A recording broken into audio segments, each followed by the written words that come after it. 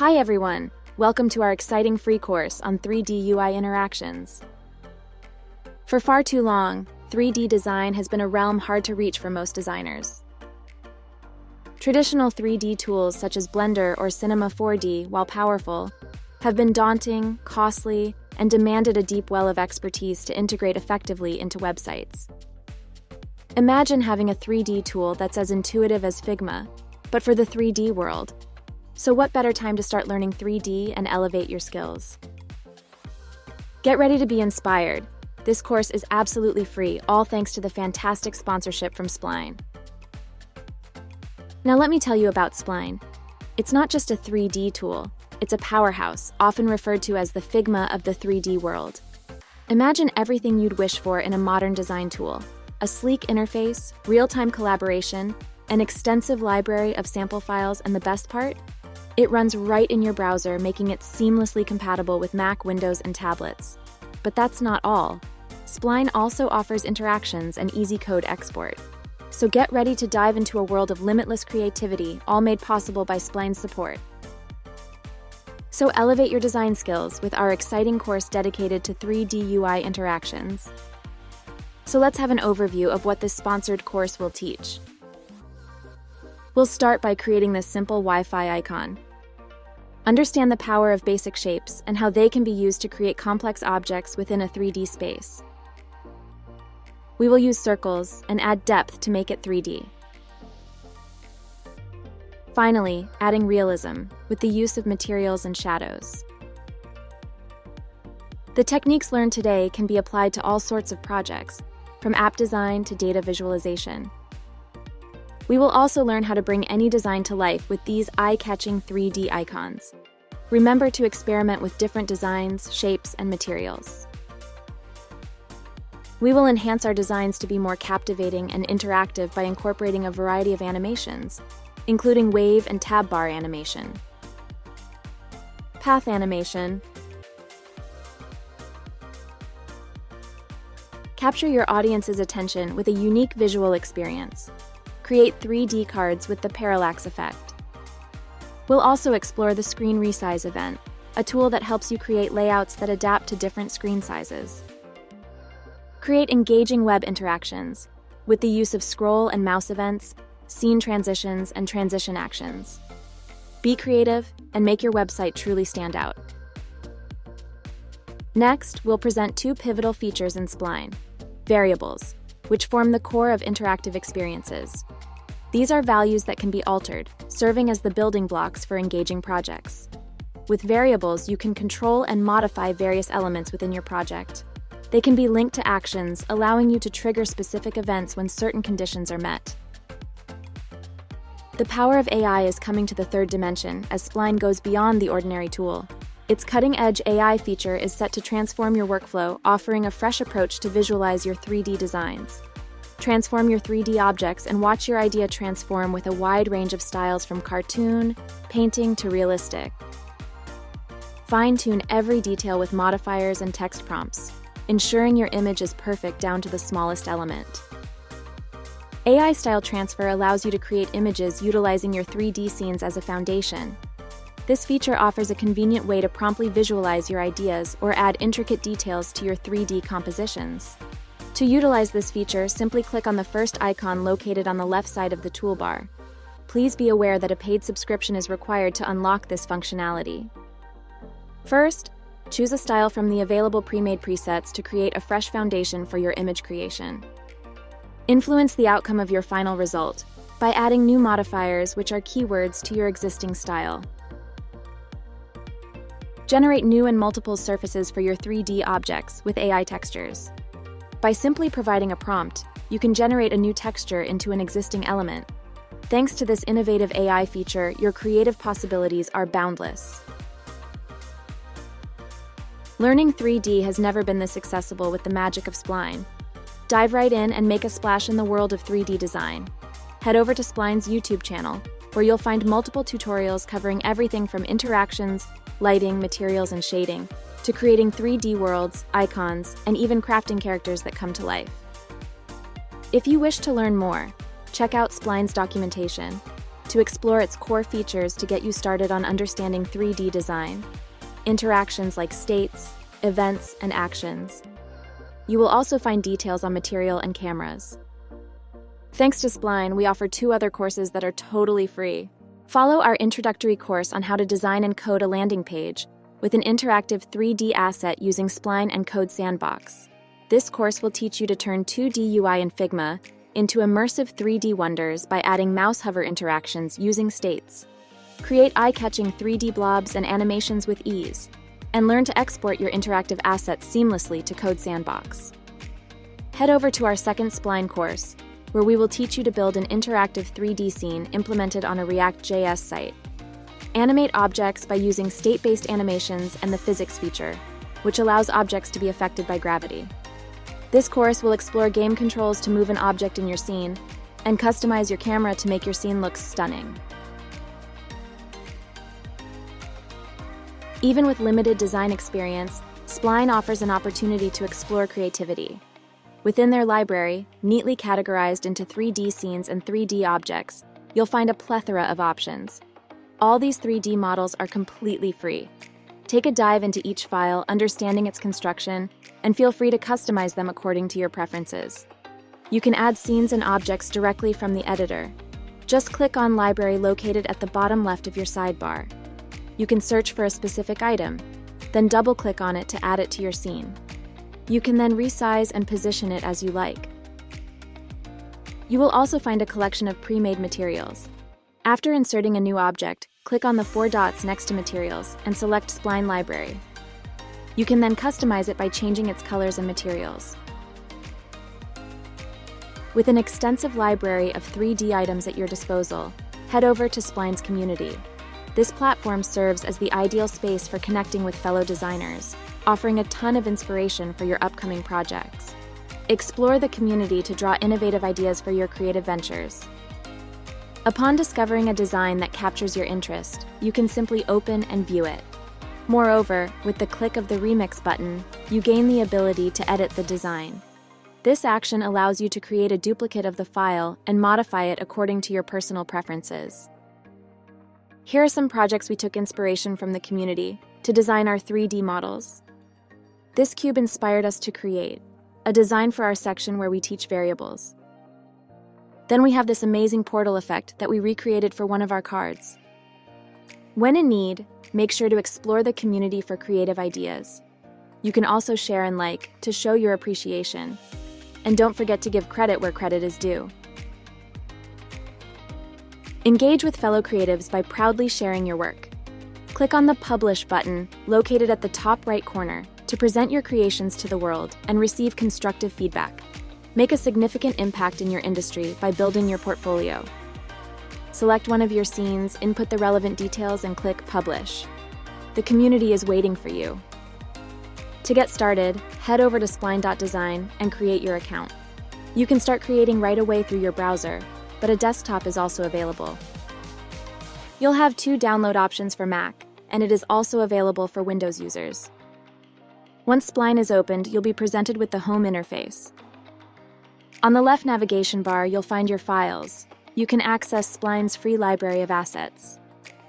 You'll also find a list of useful tutorials to get you started. This does not include all of the tutorials.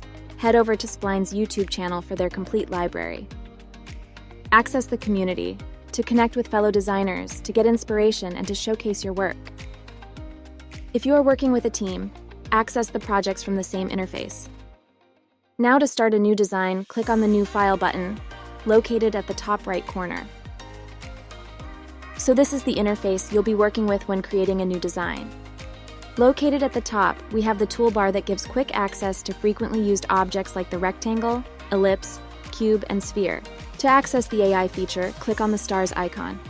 You'll also find the vector, text, and selection tool. This will apply transformation to your object. You can move, scale, and rotate. Click on the plus icon to display the full list of available objects. To work more efficiently, Spline provides a list of keyboard shortcuts for Mac and Windows users. Most importantly, we have the play button, which will bring your scene to life. Here, you can preview your interactions and animations as they come alive right before your eyes. The left sidebar displays the layers or objects within your scene. Switching to the Assets tab grants access to the Asset Browser and Team Library Manager. The right sidebar displays the property panels, where each panel allows you to modify properties for either the entire scene or selected objects. So let's dive into creative mode, as we will explore 3D shapes and materials for our first lesson. In this tutorial, we're going to build a 3D icon using Spline. This is a great exercise for learning how to use basic shapes to create complex objects in 3D space. By the end, you'll have a beautiful icon you can use in your own projects. The Spline library also contains icons that you can utilize in your project, and they are available for commercial use.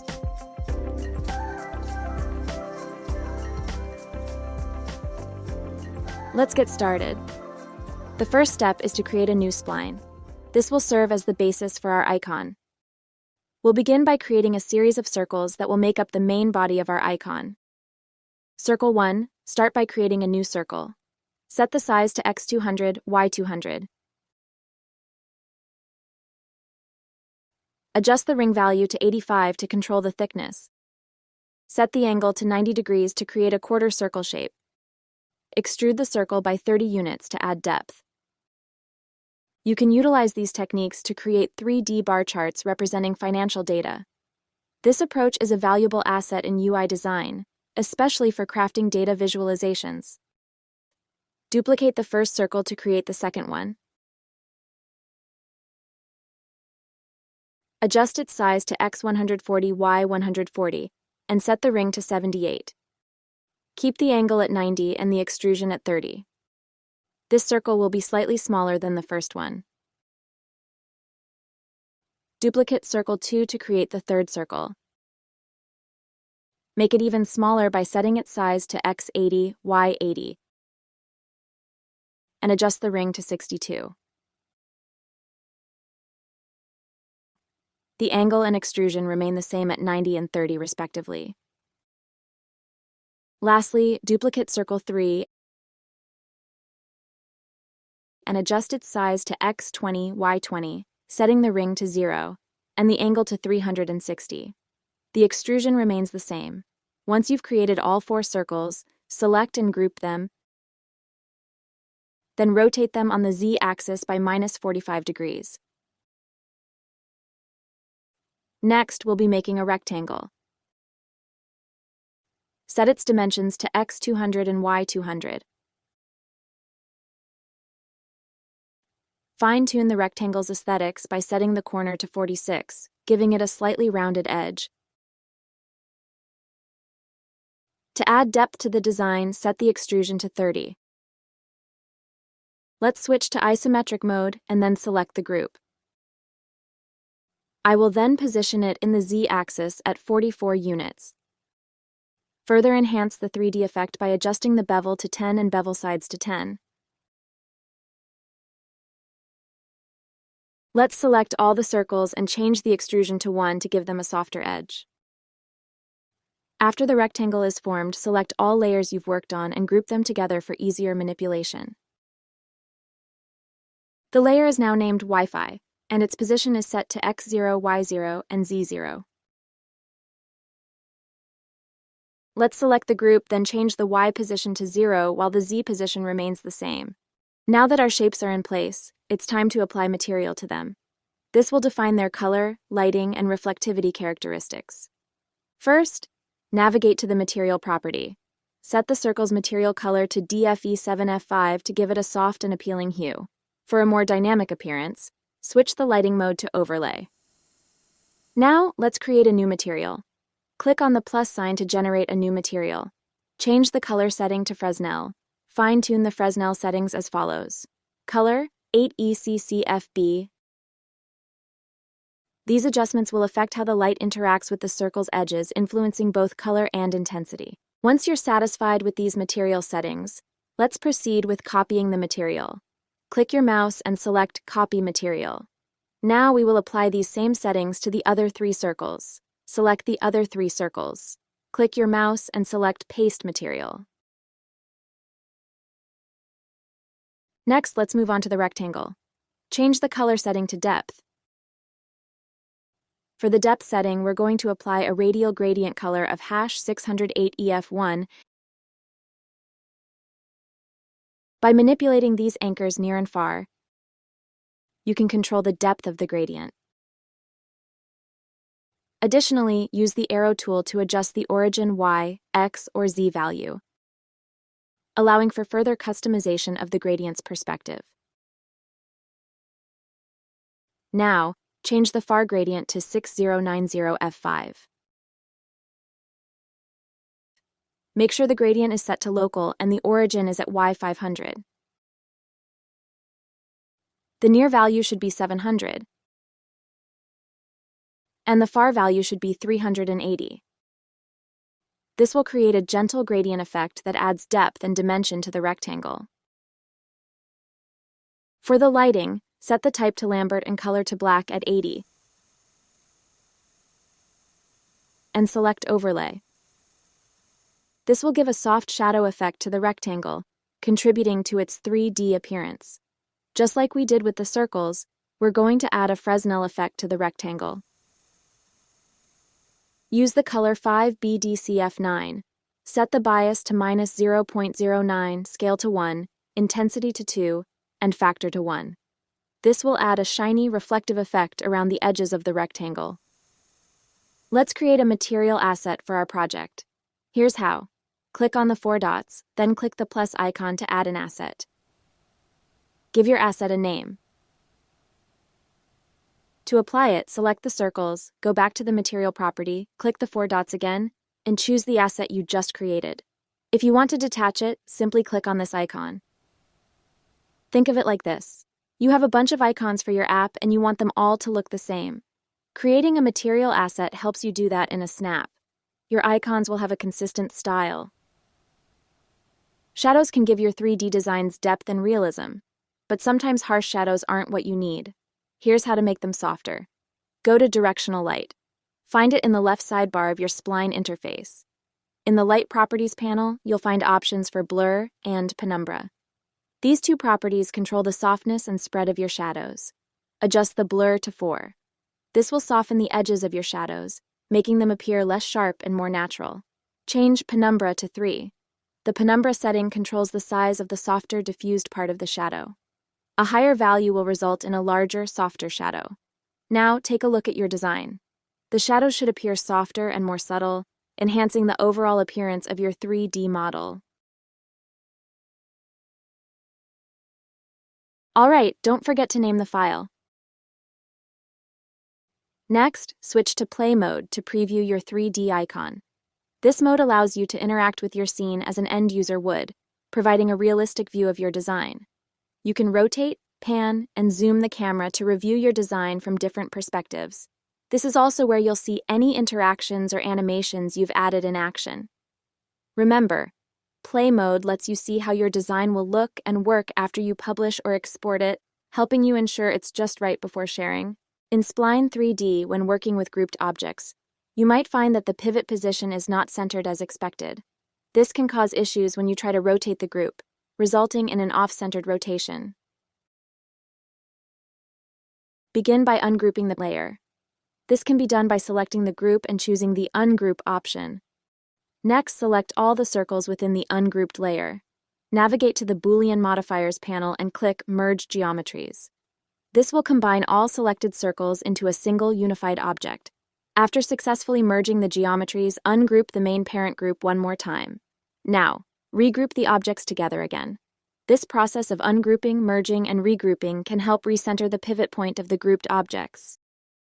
To center a line, set the position to X0, Y0, Z0.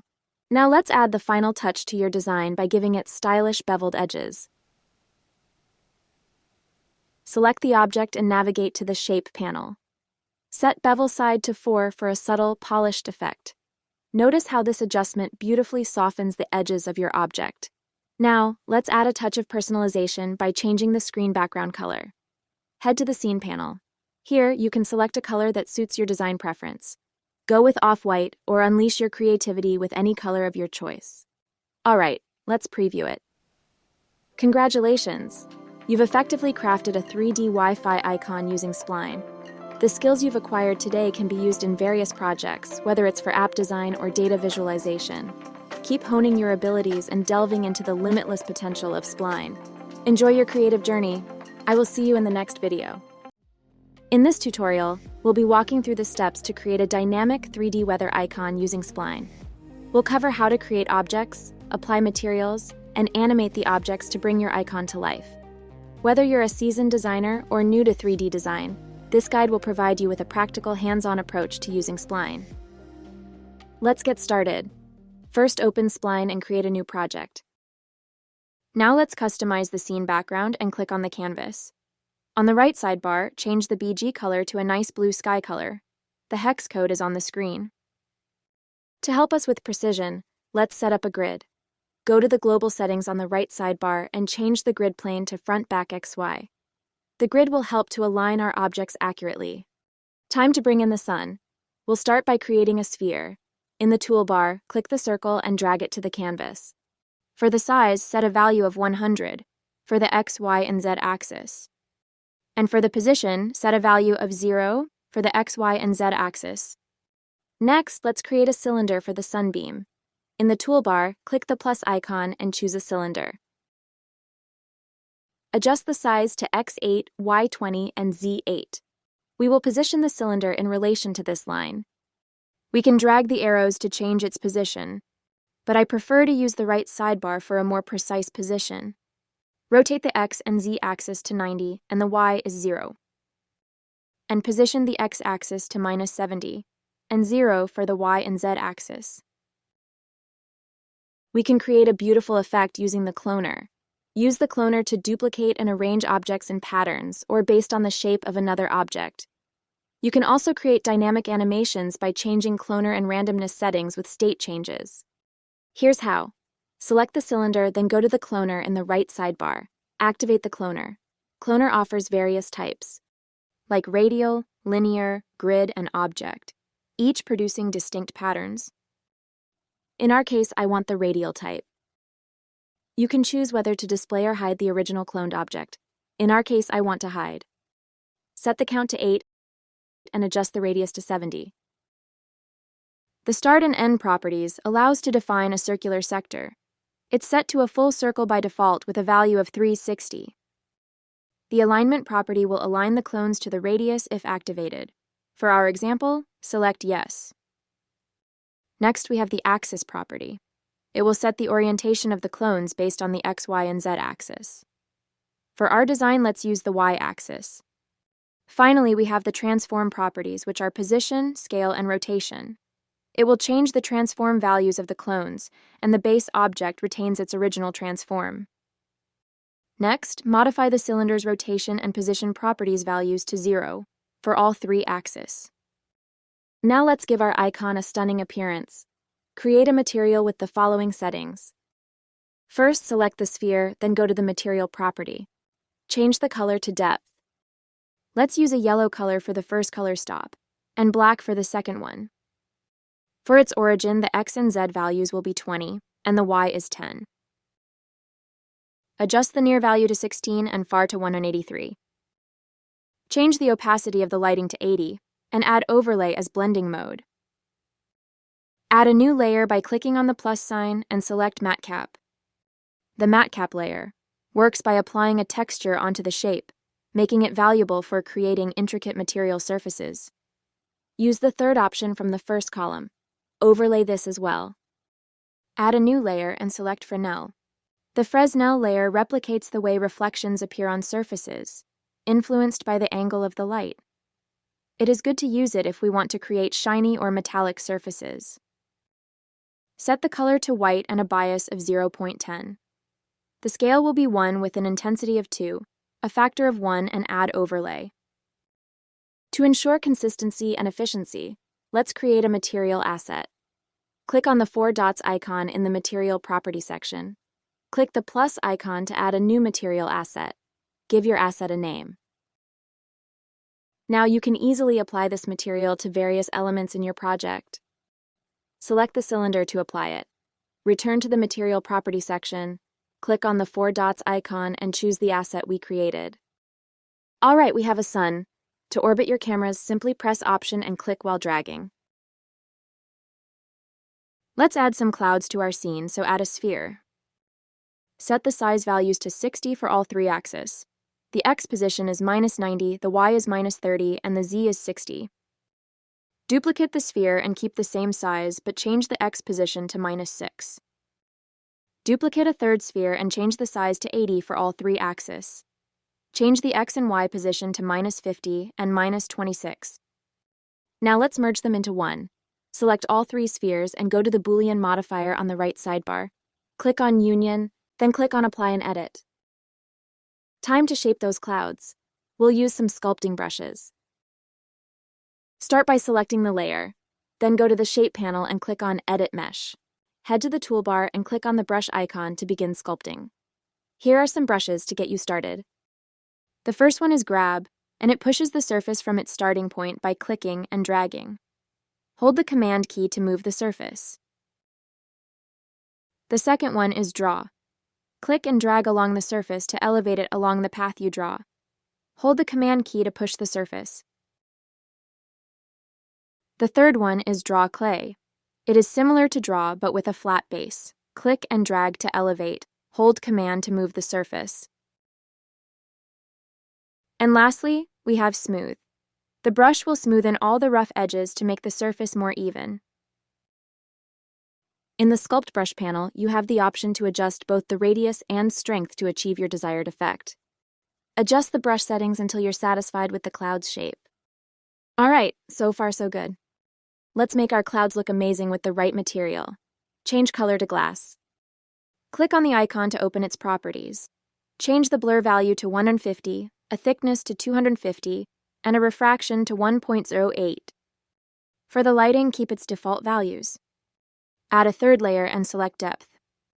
Open its properties and change the first ramp color to a light gray and the second color to white. Change the near and far values to 0 and 64, and change the depth's value to 20. Add a fourth layer and select Displace.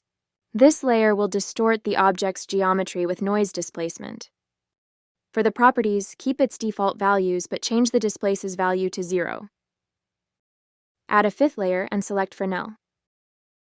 The color will be a dark gray, and change the bias value to 0.14 and add Overlay.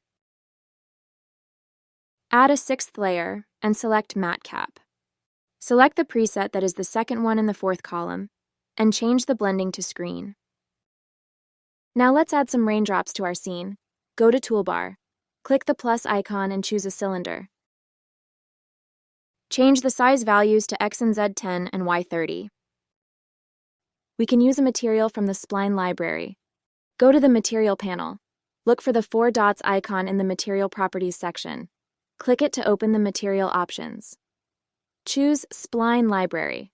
In the drop-down box, you'll see different categories like gradient, metal, noise, and more.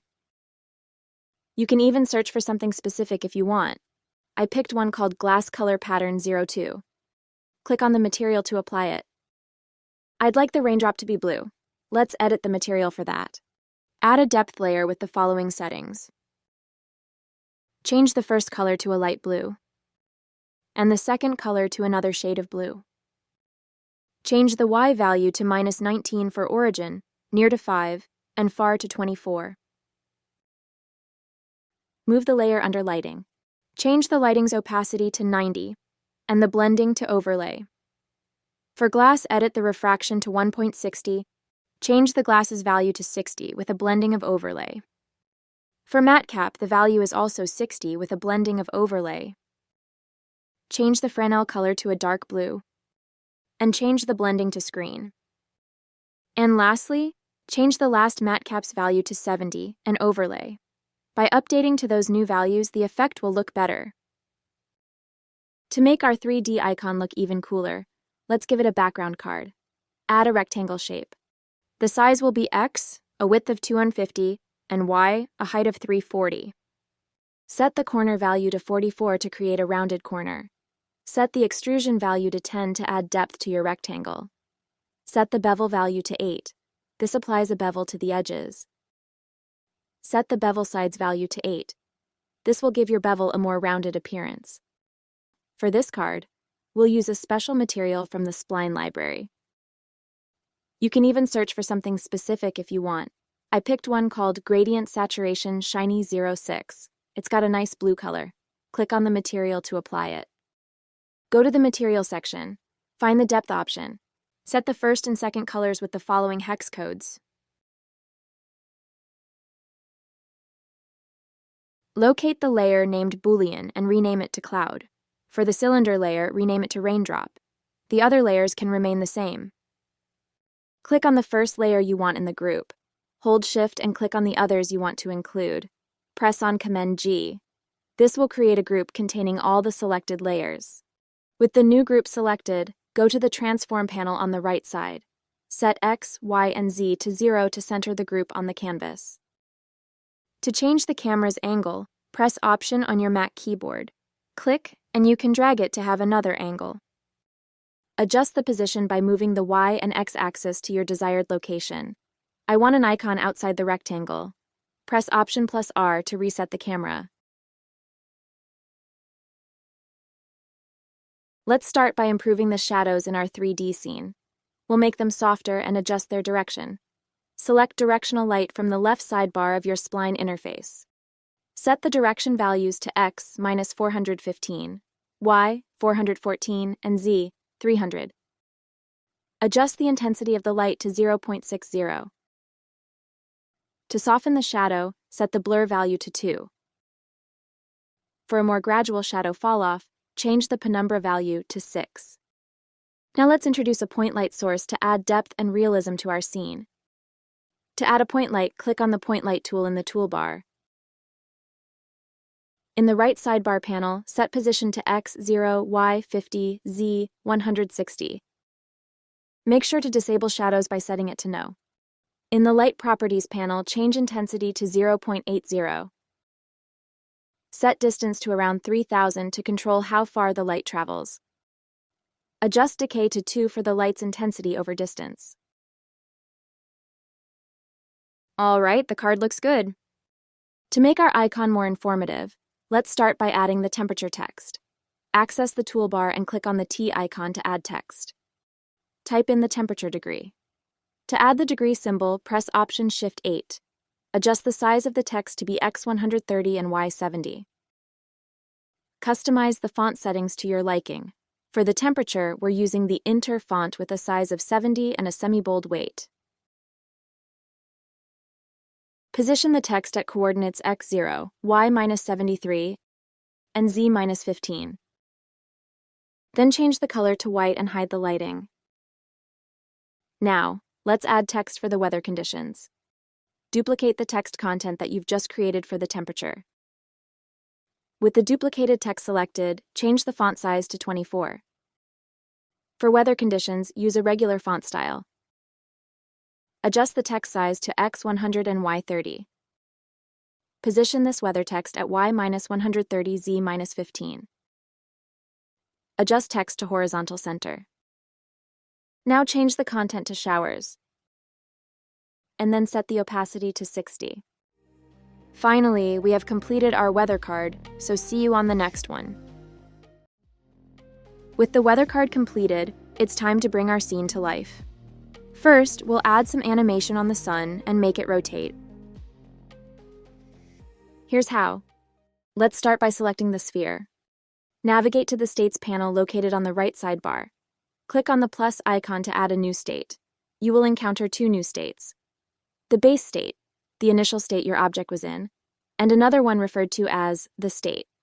The state is already selected, which means we can start making new changes. Under the rotate settings, set Y to 360 degrees. It will spin around the Y-axis. You can click on the states panel to go back and forth between the base state and state to spot what's changed. Now let's trigger this animation. Move to the event panel, then click on the plus icon to create a new event. I want the animation to start right when the scene pops up.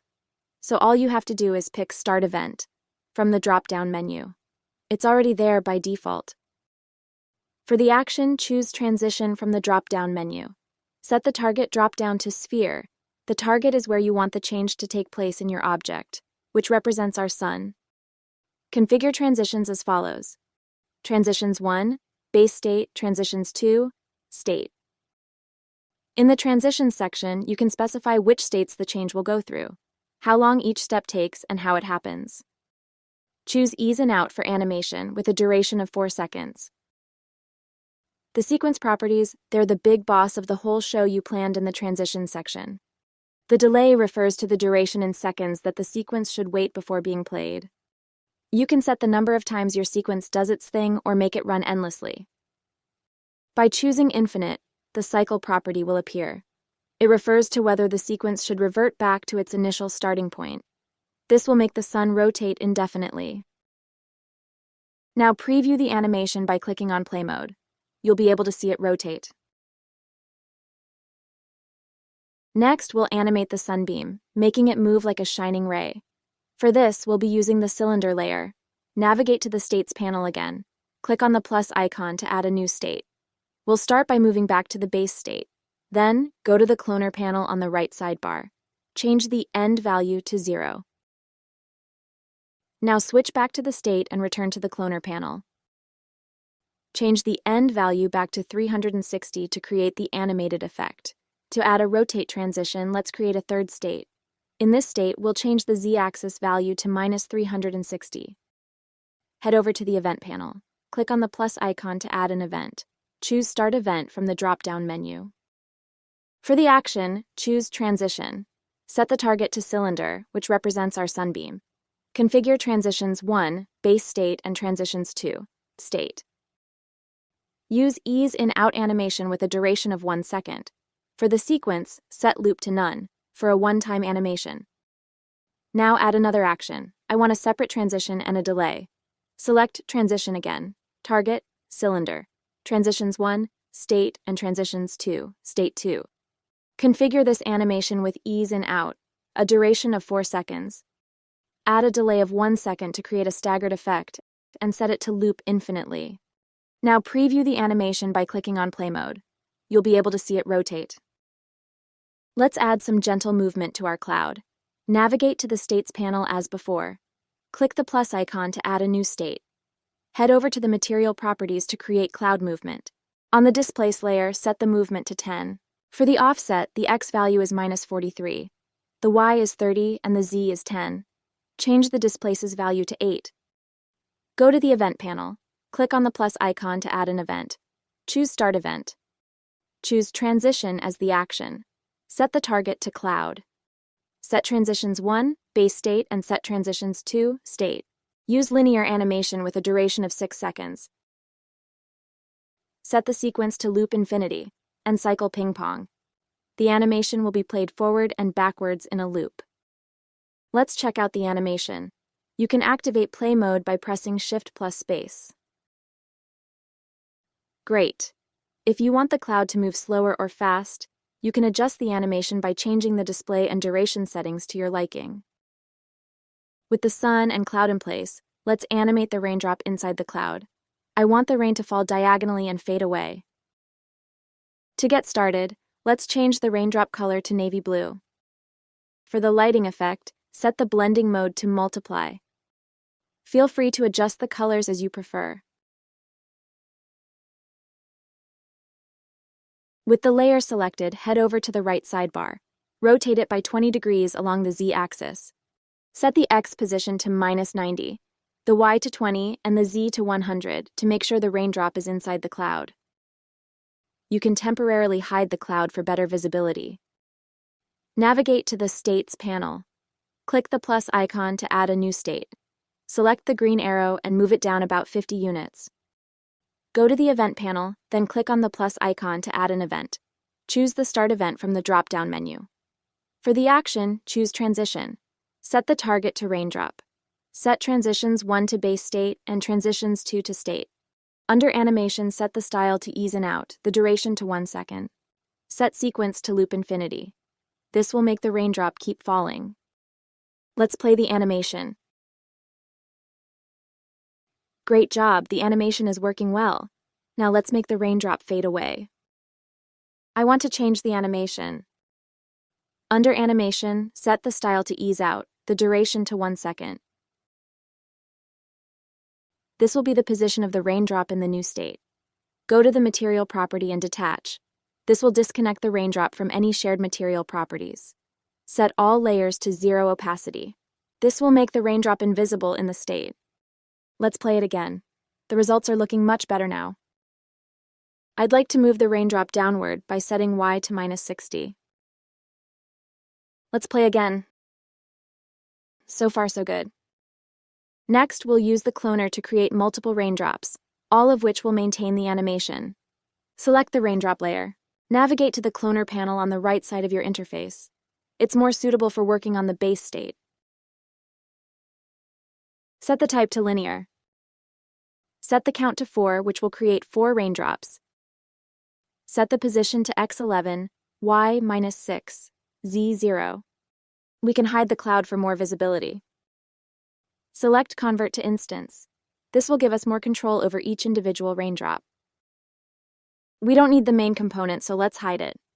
Now let's adjust the position and rotation of the raindrops. Select the raindrop clones, then rotate Z to 45 degrees. Set the space between cylinders to about 10 units. Select Clone 1 to Clone 3 and move by 10 units. Select Clone 2 and Clone 3 and move by 10 units. Select Clone 3 and move by 10 units. Move the second and fourth cylinders on the Z-axis by about 20 units. This will give depth to the rain.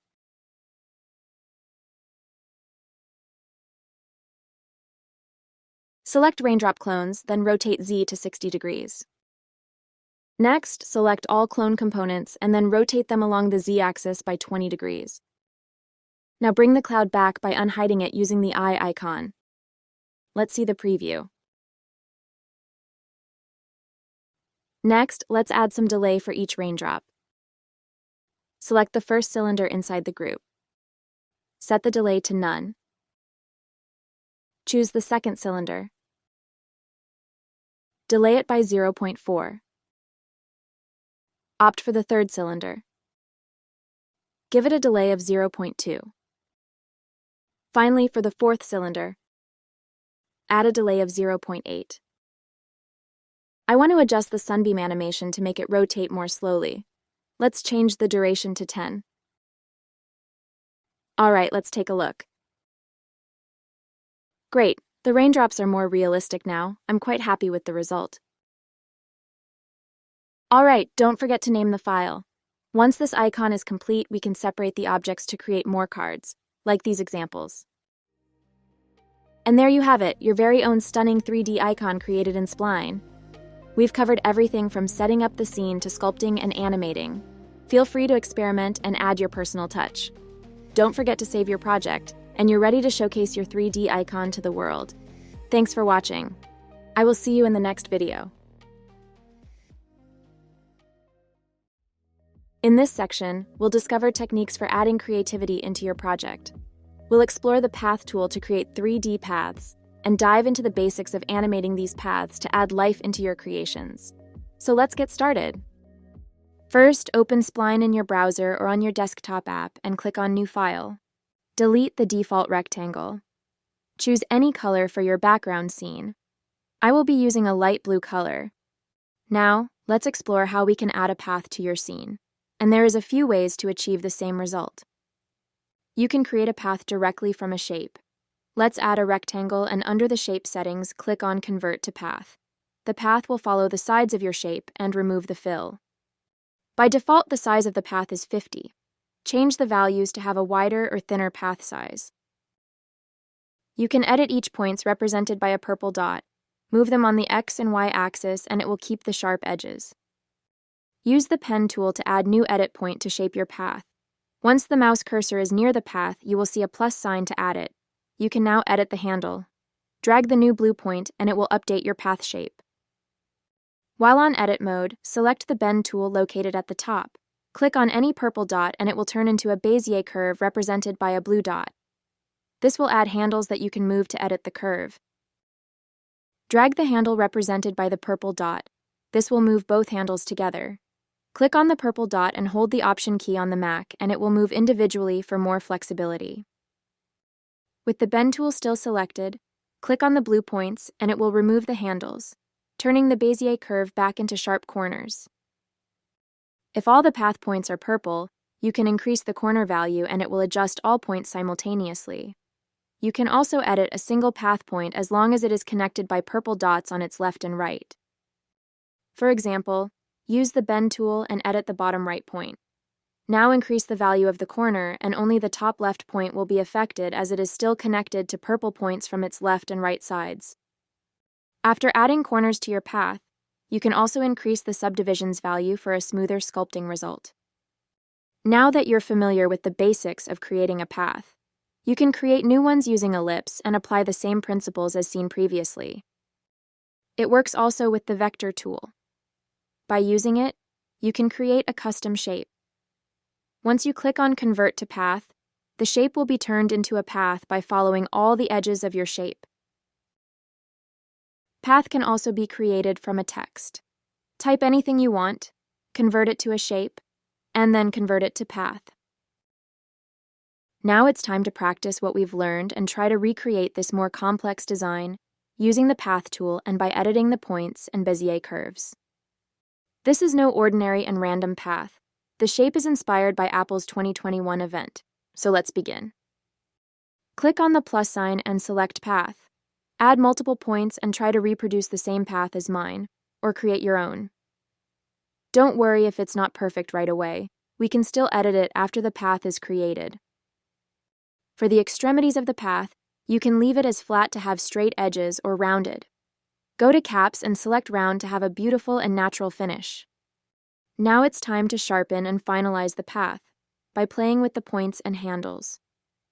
I will fast forward this part, so practice this tool and try your best to have beautiful and good-looking natural curves. Finalize the first path by adding a subdivision value of 30 to smoothen everything. Repeat the same process for a second path. Play with the rotation angle to add a unique look. We have now created the two paths needed for our animation. On a second look, I am not completely satisfied with my curves, so I will continue editing them until I reach the desired result. Now let's bring our path to life by adding a gradient of multiple colors. The hex codes will appear on the screen if you wish to follow along, or you can use your own ones. Click on the color stop to change the color. Just click on the color bar to add new color stops. Change the angle to 90 degrees. Adjust the color stops as follows. If you are satisfied with your gradient, you can save it as a material. Click on the 4 dots icons next to material. Click on the plus sign to save it. Rename it to Gradient Path.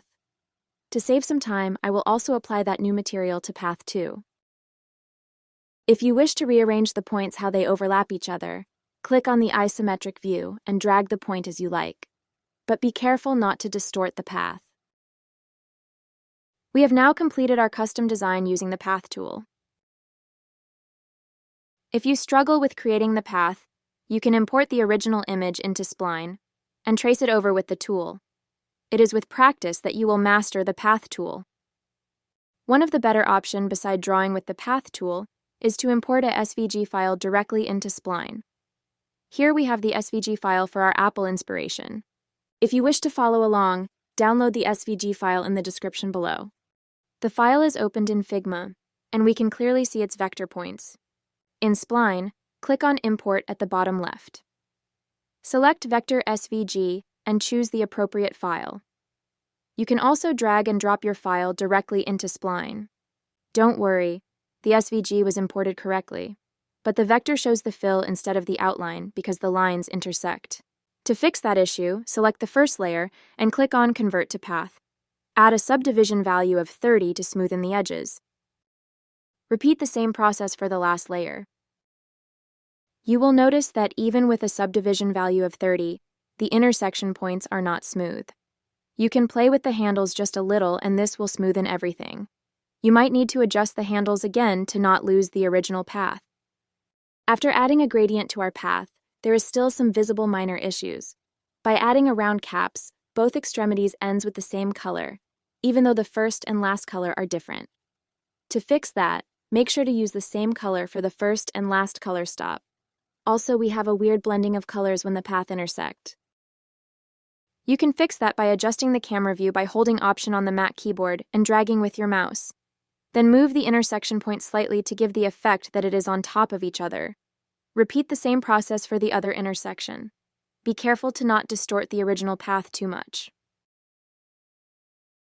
With our paths finalized, it's time to add some states to create a nice and simple animation. Select Path, and under States, click on the plus sign to add a new state. Both states will be identical, so you will need to edit them properly. Select Base State under Path Extrusion. Change the value of depth to 0, which is the length of the mesh along the path. Now select State and put back the value of depth to 1. Under Events, click on the plus sign to add an event. We will use Start, and the action will be Transition. The target is Path. Number 1 will be Base State, and number 2 is State. The animation duration will be 5 seconds. Now let's click on the play button to test our animation. Great, it works! Let's add the same logic to Path 2. If you wish to mask the red dot entirely at the beginning of the animation, we need to add a third state. Select Base State, depth will be 0, and reduce the opacity of lighting and gradient of the material to 0. On State, put back 60 for lighting and 100 for gradient. Add a third state, select State 2, and change depth back to 1. Under Events, click on the plus sign to add an event. We will use Start with a transition action. The target is Path 2. Number 1 will be Base State with a duration of 0, and number 2 is State. Add a third transition, and select State 2. The duration will be 2.5 seconds. In the sequence delay, add 0.5 second.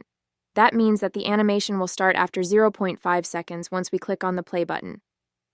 Both animations works, but we need to add a delay between each animation so it doesn't start simultaneously. Now to set the animation sequence properly, remove the event on Path 2. Select Path, and on the Start event, add a second transition that targets Path 2. Note that the new event will be placed on top. Number 1 will be Base State, and number 2 will be State with 0 for the duration. Number 3 will be State 2 with a duration of 1 second. We want the animation to start after the first one is completed, so add a delay of 5 seconds. Great, everything works as planned. We just completed a simple animation on our custom path using states, events, and actions. The possibilities are endless. Be creative and explore how you can create awesome interactions. I hope you've enjoyed it, so see you on the next one. In this section, you will learn how to craft captivating 3D wave animations that can elevate your web designs, product presentations, and much more, all with the assistance of Spline. We will dive into the art of creating, customizing, and animating both colorful and glass waves. We will explore various material effects and animation settings to bring your ideas to life.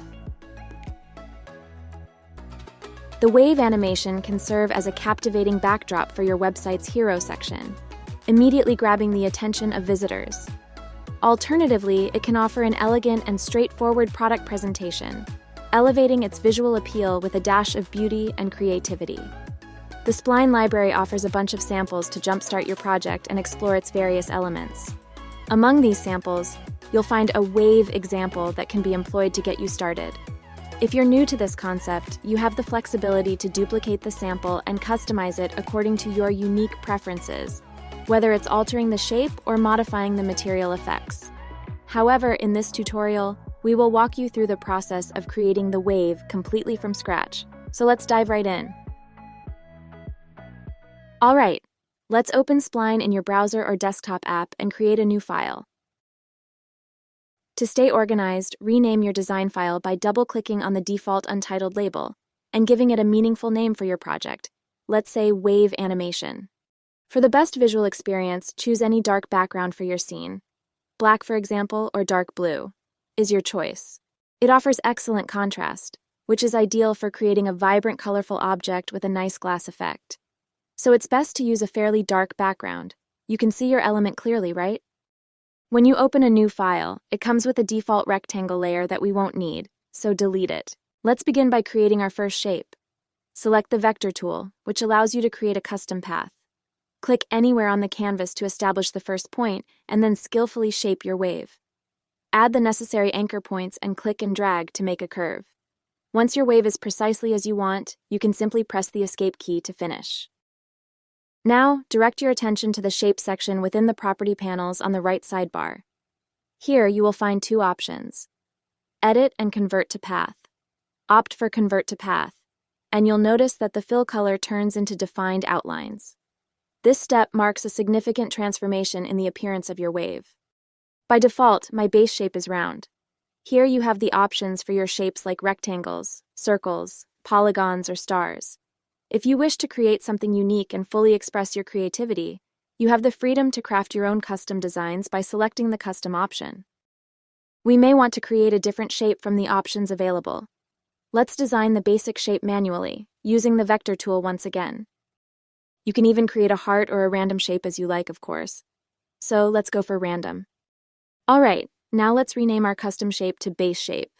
This simple adjustment makes it easier to identify layers. And rename the path to colorful wave. I'll be making a few more adjustments to give the base shape a more elegant look. Note that the final design may not be exactly the same as the original, as we'll be customizing it from scratch. But don't worry, you'll have access to the final result for inspection. Alright is better now. Great! Next, select the wave path and go to the Path Extrusion section on the right sidebar. Choose Object, and select the new shape we've just created, which is Base Shape, so that the new shape will be on the to side of the path. Okay, maybe we can adjust the wave a little bit as well. Maybe we can leave a little space and make it more curvy because the shape is too sticky. Let's make a nice curve, like so. There you go, much better now. Okay, next let's adjust the size of the path. The X position can be any number, so let's try setting it to maybe 1800, and keep the rest unchanged. Feel free to experiment with it until you're happy with the result. Let's experiment with the subdivision settings to observe the changes. Not like that, let's set it to 30 for a rounder shape. This provides a better understanding of how to manipulate the wave's form and complexity. For the depth, I think we're fine with a value of 1, but we can still test it. Now let's proceed to the twist setting and determine which value will produce the most favorable results. Maybe like this? But before moving on to the next step, I'd like to extend the wave a bit. Cool! To give our wave a truly stunning appearance, we're going to introduce a series of material effects. Let's start with colors. Although we've already created a custom gradient color, you have the option of choosing your own color palette. Let's detach the color style since we want to add a custom gradient. For this particular section, we'll incorporate 3 gradients into our design. This creative freedom allows you to infuse the project with your own unique style. Let's add the first gradient. Locate the material property on the right sidebar and change our initial solid color to a gradient. Then click on the color picker to access the color settings. Alright, I've already prepared a selection of vibrant colors for this purpose. Set the first color to this pink. Include one more color at the midpoint to this yellow and the last one to this purple. Let's arrange the angle of the gradient. Let's say 90 degrees. Now let's proceed by adding a second gradient. You can either click the plus icon and follow the same process, or, for a faster approach, right-click the existing gradient, duplicate it, and make color modifications. This time, we're expanding the palette with 4 colors. Add an additional color to the middle of your selection. Start with the first color, a royal purple, and set its opacity to 0%. Move on to the second color, pink. The third color, this one. Finally, the last color, light violet with 0% opacity. For this second gradient, there's no need to adjust the angle, so simply set it to 0. Now decrease the opacity of the second gradient group to 60%. Alright, let's proceed to add the final gradient to our project. Duplicate the second gradient. The only modifications needed are the colors 2 and 3, while other aspects remain the same. Color 1 and 4 remain purple with their opacity unchanged. Color 2 is this vibrant orange, and the third color is this cool blue. And then keep the rest unchanged. Now let's introduce another effect, the Fresnel effect, which creates a beautiful light reflection. Set the main color to a lovely pink shade, while keeping the rest of the settings, including scale, intensity, and factor, unchanged. Then adjust the opacity to 30%. In the final section, we'll be looking at the complexities of the depth effect. which adds an extra dimension to the animation of our waves. A carefully selected color ramp is used to add depth to the animation. 3 specific colors are used in the ramp, each adding a unique shading and dimension to the wave. Now let's change for the color code here. Keep the mode for color, the origin for vector. The depth originates from the vector, ensuring that the wave's appearance remains coherent. Change the blending mode to smooth for a beautifully blended color effect. Set the type for linear instead. Radial is better suited for round shapes. Change the position for world. Specific coordinates for the origin of the depth are X position is -33, Y position 152, and Z position 515. The direction in which the depth effect is applied is established with these coordinates. Let's set 1 to X position, and the rest position remains 0. The near depth value is set at 243.84, determining the closest point at which the depth effect begins to take effect. Finally, the far depth value is specified as 200, defining the point at which the depth effect fades away, creating a gradual transition. This comprehensive adjustment of the depth effect ensures that the final animation is not only visually stunning, but also exhibits a compelling sense of depth and dimensionality. As you can see, the colors here don't look good. They lack some blending modes to improve the material's visual appeal. Let's start from the bottom. For gradient 1, maintain the blending mode as normal, but for gradient 2 and gradient 3, set the blending mode to overlay. Do the same for light. As for Fresnel, change the blending mode to screen to make it more vibrant, and for depth, set it to overlay as well. Now we have a visually pleasing and colorful wave, right? Beautiful. Now it's time to shift our attention to the captivating glass wave effect, where we will create another shape or duplicate the existing colorful path layer with some key modifications. Duplicate the colorful wave layer by pressing the Command D shortcut. Rename the duplicated layer to glass wave or any other name you prefer. Remove the gradient for now from the duplicated path.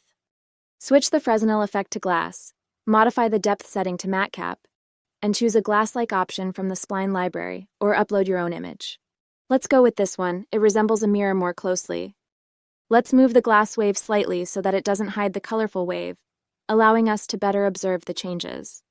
As you can see, the glass wave should ideally be transparent, but it appears black, which is not what we want. In this case, let's apply a blending mode to the matte cap and choose the screen effect to increase its brightness and transparency, allowing the background to become visible. Back to the glass material, let's fine-tune the effect to create a convincing water-like appearance. Here the blur is already set to 10 by default, so keep it like this. Define the thickness as 141, which contributes to the glass effect's visual weight and depth, enhancing the water-like appearance.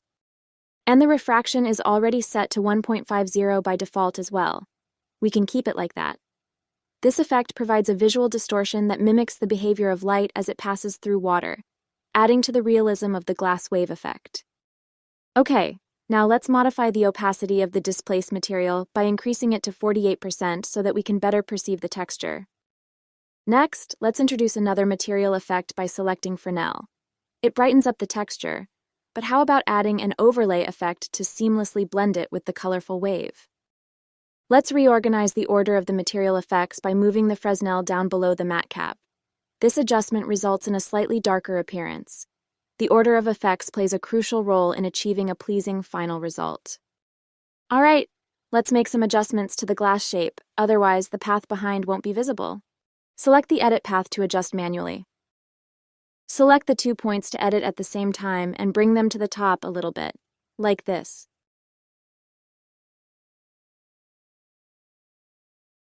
Okay, cool. Now set the twist to any value as you like. Let's say -720. I might want to increase the Y position in the size value. Let's set it to 3652. Fantastic. Now it's time for the exciting part. We're going to animate the 2 waves by using the states and the events properties. We're going to start with the colorful wave first. For now, let's hide the glass wave layer and focus solely on one layer for the animation. Click on the plus icon located next to the States section on the right sidebar. This opens up 2 options: Base State, which signifies where the animation begins, and State, which defines the state of the animation at its conclusion. Since we want to make adjustments to the second state, select State. This setting is pivotal in determining how the animation finishes. All right, let's make some changes to the states. Navigate to the angle property and increase the angle to 40. Then increase the twist to maybe 313. Next, let's add the event to create our wave animation. Click on the plus icon to initiate the addition of an event. Select Transition as the action for this event. This choice will define the type of animation that occurs. Make sure that you select the appropriate path as the target. In this case, you'll choose Colorful Wave, aligning the event with the correct element in your animation. Set the duration for the transition to 50. This determines how long the animation will take to complete. Configure the transition as linear. This option ensures a smooth and consistent animation flow. No delay is added, with a setting of 0 seconds. This means the animation event will begin immediately without any pause. Let's go to the play mode to see how the animation looks. Here we can see the wave moving slowly and smoothly, gently twisting according to the settings we just configured in the states property. If you wish to have the ability to zoom or rotate while the animation is playing, you can adjust the play settings. Click on the Export button, choose Play Settings, and enable the options you require, such as Zoom, Pan, and Orbit. All right, let's try it once more. You can use the same keyboard shortcut for both actions. To rotate, use the Option key and drag. For zooming, hold down Command and scroll the mouse wheel up to zoom in or down to zoom out. Now let's apply the same process to the glass wave. Reopen the glass wave layer and hide the colorful wave for the time being. First, let's add states and then make the necessary property changes within the state. For the angle value, we can set it to 5. And for the twist, let's set the value to maybe 371. You can decrease the size of the start scale value to make it unique. What do you think? Let's go for 0.29. If everything is configured correctly, we can now proceed to the events. Simply select the plus icon and follow the same process as with the transition of the colorful wave. Make sure the target is the same name, which is glass wave, that we want to animate. We can maybe reduce the duration of 30, change the transition to linear as well, and the rest keep unchanged. Let's preview this one more time. Nice, right? All right, now let's combine the animations of the two waves to see the harmonious effect. Reopen the colorful wave layer and click the play button again to see how they interact together. Beautiful! How about adding another motion to the glass wave? This time, let's try for a snake or mermaid movement. Okay, make sure to select the state option and make an adjustment here. Increase the offset until it reaches a value of 1. Then go back to the base state and make another change from here. Reduce the depth to 0.50. Now, play the preview to see the result. This is just an option, and there are several ways to animate your project. Feel free to experiment with the settings and let your creativity flow. Maybe reduce the duration of the colorful wave since it's a little bit too slow, so we can change it for 30 instead. Congratulations! You've successfully completed the journey of crafting a stunning and dynamic wave animation. I hope you thoroughly enjoy the process and find inspiration in your newfound abilities. This is just the beginning of your creative journey, and we look forward to witnessing the incredible projects you'll bring to life. See you on the next video. Hello everyone! Welcome to a new episode of Spline. This section will teach us another exciting topic: creating a 3D card with a parallax effect. This technique involves arranging elements at different depths, creating the illusion that they move at varying speeds, and introducing a glass layer that acts as a portal into a hidden background.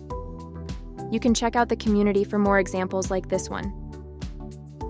This technique adds depth to your design and offers a unique visual experience.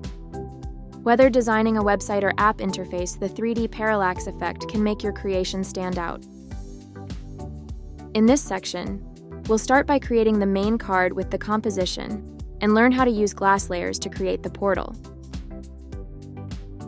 Here is an overview of this section. We will incorporate various elements, some in the foreground and others in the background. This arrangement produces a parallax effect, characterized by elements moving at varying speeds. The glass layer and the background, hidden in a box, create an illusion of a portal.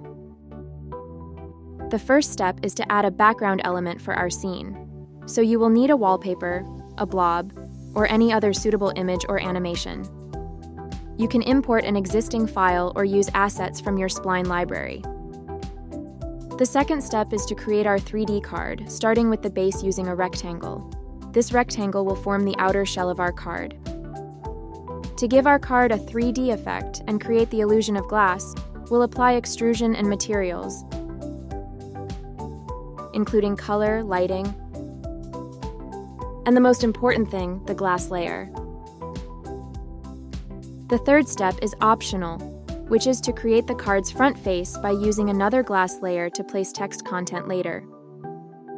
You will notice that it doesn't show other glass layers, and its appearance changes based on the material you use. In this case, we will use the matte cap material, which provides a distinct appearance and will be changed in color and reflection. It will create an illusion of a mirror effect, which I really like.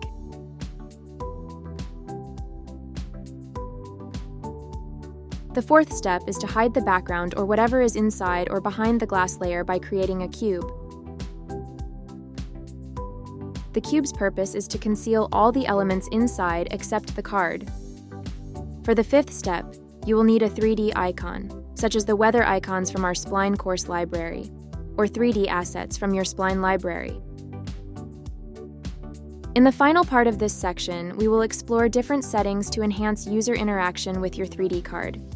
You'll learn how to implement play settings like orbit, soft orbit, on-hover effects, and orbit limits, allowing you to customize the behavior of your 3D card and make it even more captivating. Now that you're more familiar with the steps, open a new document with your chosen background. I will choose the wave animation background from Section 6 of our Spline course. We can change the background color of our entire scene to a dark blue, or you can choose your own color. If you want the exact same color, here is the hex code. When you create a new document, it automatically includes a directional light and a rectangle. Click on the rectangle. We're going to adjust its size. The size doesn't matter, but if you want to create the exact same size, here are the dimensions. Also, we're going to set the corners to 20. Navigate to the extrusion property and set to 10. Now, let's apply the materials. You'll notice that you already have options for lighting and color. I'll keep the lighting settings as they are, but for the color, let's choose a darker shade like dark blue. We're going to reduce the opacity to 50%. We will also apply a blending mode and select multiply. Now let's apply the glass layer. Click the plus icon located in the material section and select glass. Set the blur value to 30 and leave the other settings as they are. Next, we're going to add an outline and change the color to white. Choose the blending mode to overlay. We're going to organize the layers in the material section. The correct order for the layers is lighting, glass, color, and outline. I think my width size is too large. I will reduce it to 1. Now we're going to duplicate the rectangle. Move the 2-layer rectangles to the bottom of the list. Name the rectangle layers by Glass UI for the front glass layer and Glass Card for the base of the card. Select the glass card and change its size to 393 and 575. After that, set the subdivision to 15 and the extrusion to 20. Now select the Glass UI and change the position to 0, -180 and 64. Then, select the glass card and change the position to 0, 25 and 34. So I've positioned my 2 cards with the one in front, slightly forward and a bit lower. If you want to see the details of the background, hide the glass material. Let's add metcap to create a reflection. Select the glass card and remove the glass, outline, and hide the lighting. We're going to use another material instead, the matte cap. Choose the reflection 5. Now set the opacity to 30 and choose screen. For the color, you can keep it as it is or opt for a slightly paler shade. I'm choosing a slightly paler shade, but it's very subtle. This time, I change the blend mode to overlay.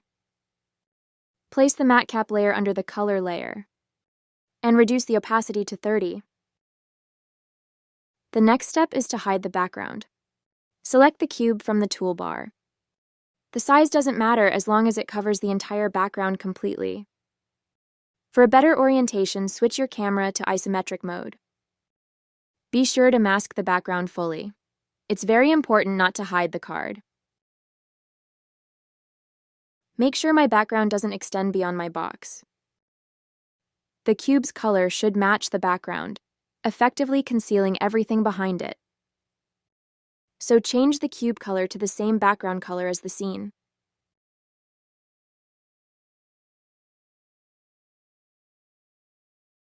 Now you're wondering why our portal doesn't work? We need to add a glass layer to our cube. We must place the glass layer below the color layer for our portal effect to work. There you go, our portal is working. Click on play to have a better look at our 3D card. Amazing, right? I love the mirror reflection so much. You see how easy it is to use Spline. We can do so many things. We're almost done. We just need to add a 3D icon and play with the play setting. Let's get 3D icons and put it in our document. You will find this icon on our Spline course file.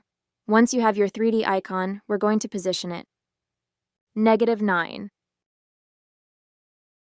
16. And 1316. So the icon is positioned slightly in front of our card, not too far away. We'll place the directional light completely at the top of the layer list. And then set intensity to 1. Click on the plus icon at the toolbar. We're going to add camera. We're going to place the camera in front of the 3D card. Set the position to 250, then -50, and 1000.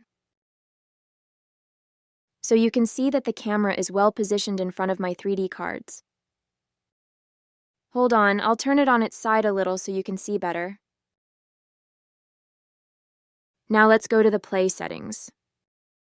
Normally, when you add a camera, it's not automatically set in the play setting. Otherwise, it's the personal camera, so make sure to set to the camera. We're going to go down a bit, and we're going to set no to pan and zoom. Then we're going to disable page scrolling. And we're going to activate the on hover and leave the settings as they are. Then activate the orbit limits. We're going to change the value for the top and bottom to 15, then 30 for left and right. We'll leave the rest of the settings as they are. Then, let's visualize our 3D card. Congratulations! You've just created a 3D card with a parallax effect in Spline. This effect adds depth and interactivity to your design, making it visually engaging and unique. Don't hesitate to continue experimenting and refining your design to make it even more impressive. We'll see you in the next section, where we'll explore button components. Hello everyone!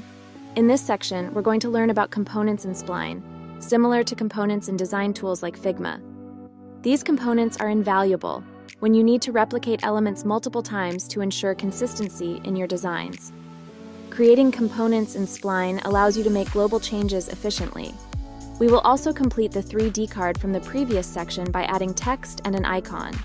And we'll create 2 more cards with buttons that will serve as components to create pricing 3D cards. So let's get started. If you're not already familiar with components, they are objects that can be reused multiple times throughout your scene. When you change the main component, all the copies automatically change too. Components help you stay organized and maintain consistency by enabling you to create a design system that can be reused throughout your scene. This is the button we're going to create together in a few moments. We'll create a component for this button by right-clicking and selecting Create Component from the Object Context menu, or by using the shortcut Shift Command K. When you create a component, there is the main component and the instance. The main component is the central object that all instances will refer back to and where you can make changes to update all instances. To create an instance of the main component, Duplicate it by simply dragging it using the Command key to a different location. To identify which layer is main component and instance, component contains 4 squares and instance only 2. Instances are objects that follow the main component's properties. Changes to the main component affect the instances, unless some properties have been modified separately. Components provide flexibility. You can modify individual instances without affecting the main component. Within an instance, you can customize properties like color, roundness, and more, while keeping the main component's size and other features. This lets you create various unique instances based on the same original object. When I change the size of the main component, you will notice that we still maintain the size relationship because the size is not being overriden in this object. You can detach an instance, which means it's no longer connected to the main component, and any changes to the main component won't affect the detached instance. To do this, select the instance, right-click, and choose Detach Instance from the menu, or use the Detach icon in the Instance panel. You can reset any changes you've made to an instance. This can be done from the Instance panel. You can reset everything or just specific properties to match the main component again. In the Instance panel, you can swap instances with different components. This is useful for experimenting with different designs or variations. We've covered the basics and can now move on to the 3D card. If you'd like to learn more about this subject, I recommend you watch their official video on component. You can also explore the component library in Spline, which is interesting. Let's continue from where we left off. Open the 3D card file we used in the last section in Spline. To create text, click on T on the toolbar. Write 25 or any other amount. Then we're going to adjust the size, 260 and 50. Set the font size to 80, and we're going to use the inner font for today. Select the semi-bold weight. For the horizontal and vertical alignment, set to center. Go to the material panel, hide the lighting for now, and change the color to white. Now we're going to add a currency symbol next to the price. Adjust the size to 260 and 30. The font size is going to be 40. The weight is going to be semi-bold. And the alignment center for both directions. Again, the color is going to be white, but this time we're going to reduce the opacity to 30. To avoid repeating the same steps, we'll simply duplicate them. Simply drag and hold on the Command key. Change the text to Pro, and change the size to 20. Again, we're going to duplicate. Change the text to Per Month, Billed Monthly. Also change the size to 17 and the regular weight. We will move the 3D icon upwards because we need space for the information, including the button. Then select all the text and move them upwards too. Now name the layers. Now we need an icon. The icon we need is a checkmark. You can find free icons online or in Figma and import an SVG icon. I'll show you how to export to SVG, and you'll see how easy it is. First, find your icon. I'll take this file as an example. Let's see if there's the icon we want. Select the check icon, then go to Export. And select SVG and click on Export. Then save where you want. Once you have your icon, drag and drop it onto the scene. Position the icon on the card. It's normal that you can't see your icon, so we're going to change the color to white and change position. We'll place the icon at the bottom of Per Month, Billed Monthly. Now we'll duplicate the text and place it next to the icon. And change the text to All Courses and Videos. Set the horizontal alignment to left. Go to Color, set the opacity to 50 instead. I'm going to name my layers. Then I'll select the icon and text together. I'll put them in a component. Let's create 2 instances by duplicating the main component. We're going to change the text. Type Course Designs Source Files. And Certificates and Tests. Now let's create our button by starting with a rectangular shape. Click on Rectangle in the toolbar. Place it at the bottom of the features. We're going to change the dimension to 338 by 64. We're going to set the corner to 16 and the extrusion at 12, then the bevel at 1. Go to the material. Places the highlight layer at the bottom complement of the material list. Set opacity to 100. Add a material that will be glass. Next, we're going to add the matte cap material. And select this reflection. Select the multiply blending mode and reduce the opacity to 69. Add a new material. This time we're going to choose Fresnel. Reduce the opacity to 60 and choose overlay. We're going to add a darker reflection. Choose matte cap. Keep it at 100 and choose the blending mode screen. We'll group the elements into a group and name it card, except direction light, camera, background, and cube.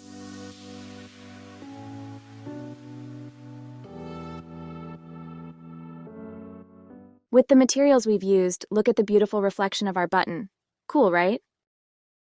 We've almost finished our button, but the text is still missing. Let's add subscribe. Change the size to 260 and 30. Set the font size to 17. And align it centrally in both directions. And of course, the font should still be Inter. Hide the highlight. Then change the color to white and reduce the opacity to 50.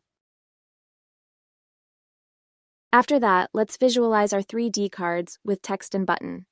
You might notice there's no reflection on our button, which is due to the background we've chosen. I'll demonstrate this with a different background and we'll create 2 more cards. We're now going to duplicate 2 more cards. We can remove the 3D icon from the instances. We'll reduce the height of the glass card. I'll round up to 370. Do the same thing with the other glass card. Let's visualize our pricing cards. You can still experiment with the portal effect using a different background like a blob. You can find backgrounds in the Spline library.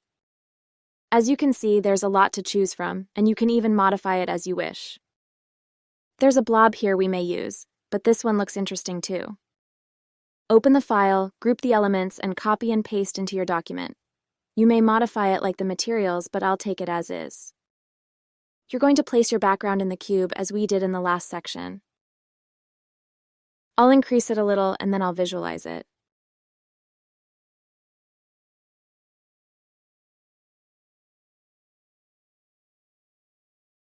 This is only optional in case you want to change your background. Basically, your 3D cards are distinct from the background you choose. Back to the component. We created a component for this feature because if, for example, I need to change the icon, the change will automatically apply to all the other icons. This way, I won't have to manually update each one individually. For the button, if I change my mind and want to modify the color or size, it will update automatically. Additionally, we can have variations of the button. As I explained at the beginning, if you modify the main component, the rest follows. I may easily modify the instances without affecting the main component.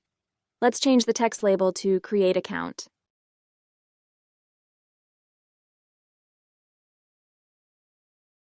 When I want to edit my text in the main component, the changes I make will only affect the instances I haven't modified yet. The final step is to check and manage the components. You can modify the text, icon, or button as needed.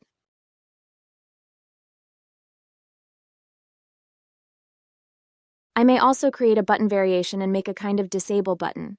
There's a lot you can do with buttons, in fact. For example, I'm going to add a color, a dark blue.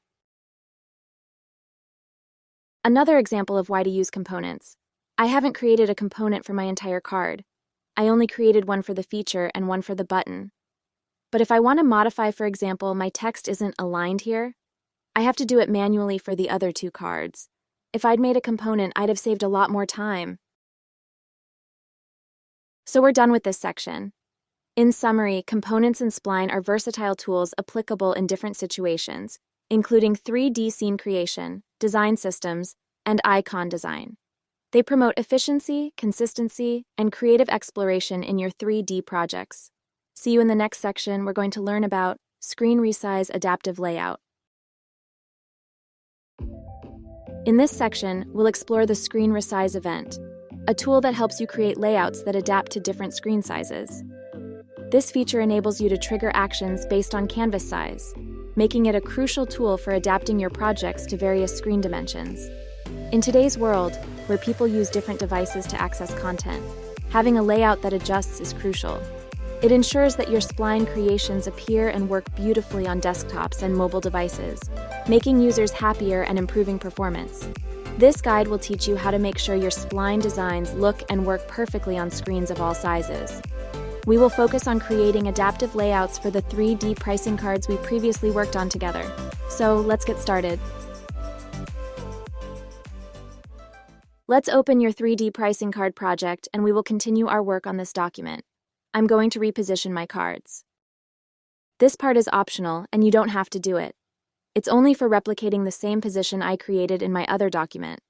However, I recommend doing it to follow the same steps. If you're new to Spline, positioning your elements may not be familiar yet. Select the first card from the left, which is card 3, and leads to the section position. Set -415 and -21. Then 802. Now select the initial card in the middle, set 0 on the X position, and -21 on the Y position. Then 758 on the Z. Now select the last card, set 415, and -21. Then 825. We're going to group the 3 cards and name by cards. Just to avoid any confusion, I'll rename the first card on the left to card 2, and the last one to card 3. When you want to animate and add interactions to your scene, add states, events, and actions. We'll explore all its settings, starting with states. I want my first card to be at the top of my initial card, and the last card below the initial card, so what I have to do is to add a state. Select the first card from the left, the card 2, and add a state. Then place it at the top of the initial card. When you click on the base state, it returns to the same position. To help you position your element, go to isometric mode.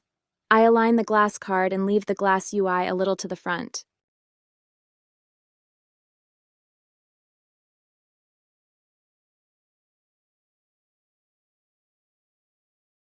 We're going to do the same thing with the last card.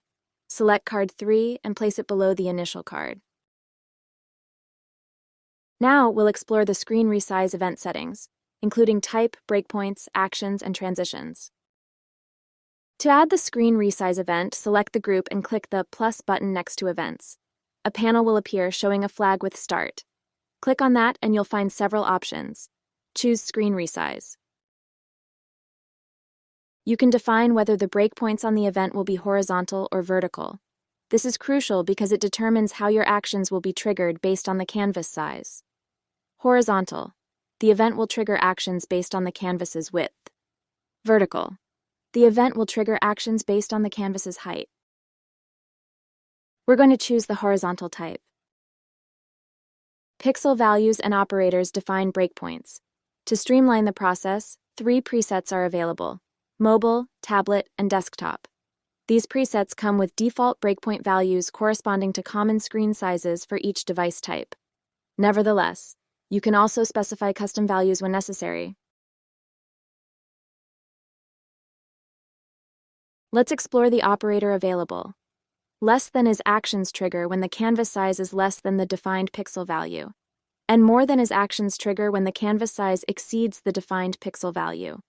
Then, between is actions trigger when the canvas size falls within the specified range.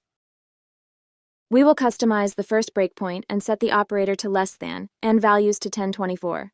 Then, we're going to customize the second breakpoint. To more than 1024. Usually a breakpoint should be created for each mobile, tablet, and desktop. I put it less than 1200 and more than 1200 to avoid making a third one. By creating 2 breakpoints, this will work for all 3 devices. And also because we use cards. We can't divide the cards into 2 first-rank cards and 1 second-rank card for the iPad. I'll leave the third breakpoint setting as is. Custom between and the value to 768 between 1200. To add a new breakpoint, use the Add New Breakpoint button at the bottom of the configuration interface. To delete a breakpoint, look for the delete icon that appears when hovering over the breakpoint. Now let's add an action. Screen Resize event can trigger various actions to adapt your canvas content to the new screen size. We're going to focus on the transition action. Transitions help objects change between different states and are essential for adding interactivity and animation to your scenes. Think of transitions as actions that make things happen in your project. Now let's customize our transitions. Target is where the transition will happen, the object you want to change. Let's select card 3. Transitions is where you decide which states the transition will go through. You can set the duration and other properties for each part of the transition. Then sequence. These settings impact the entire sequence of transitions. You can set a delay, how long it waits before starting, loop settings, how many times it repeats, and cycle, whether it goes back to the start. I will leave the setting like this. When you click on the line connecting states, you can adjust properties for each part of the transition. You can select the transition's appearance. We'll stick with ease in-out. You can also specify the duration of the change from one state to another. We'll set it to 1. Next, you can define the delay before it begins. Set it to 0. You can decide whether the transition should return to its initial starting point. We'll set it to none. Finally, you can establish how many times it repeats. Set it to none. Now that you know the settings and properties of screen size event, breakpoint actions, and transition, we'll focus on adding other transitions, as we still have a few to add. For the transitions, we're going to set to current to state. Then we're going to add another transition. This time the target is card 2. The transition is current to state. For the second breakpoint, we'll add the same transition, but instead of choosing state, we'll choose base state. Add another transition. Select the target to card 2. Select the transition to current to state.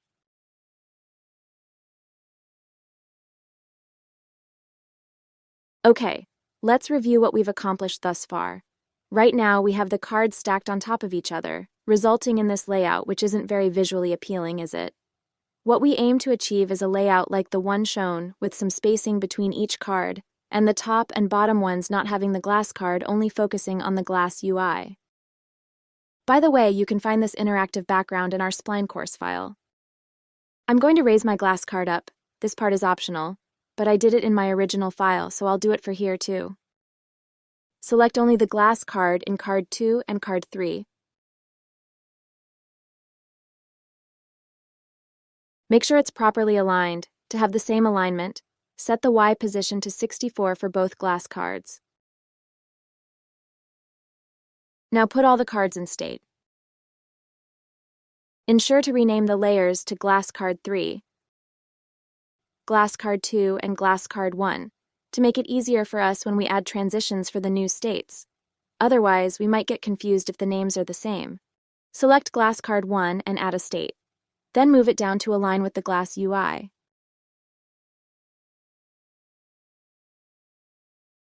Repeat the same step with the other 2 glass cards, 2 and 3. Add a state and hide the glass card behind the glass UI. The spacing is a bit too far apart. I'll bring them closer together.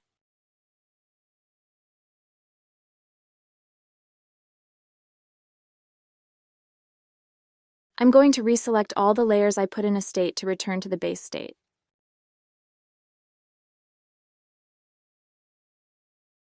The final step is to add new transitions in our screen resize event setting for the 3 new states we've added.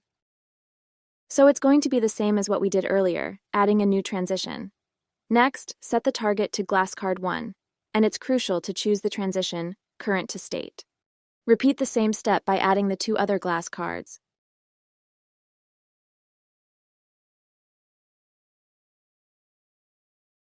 We're going to add the same target, but this time make sure to select base state.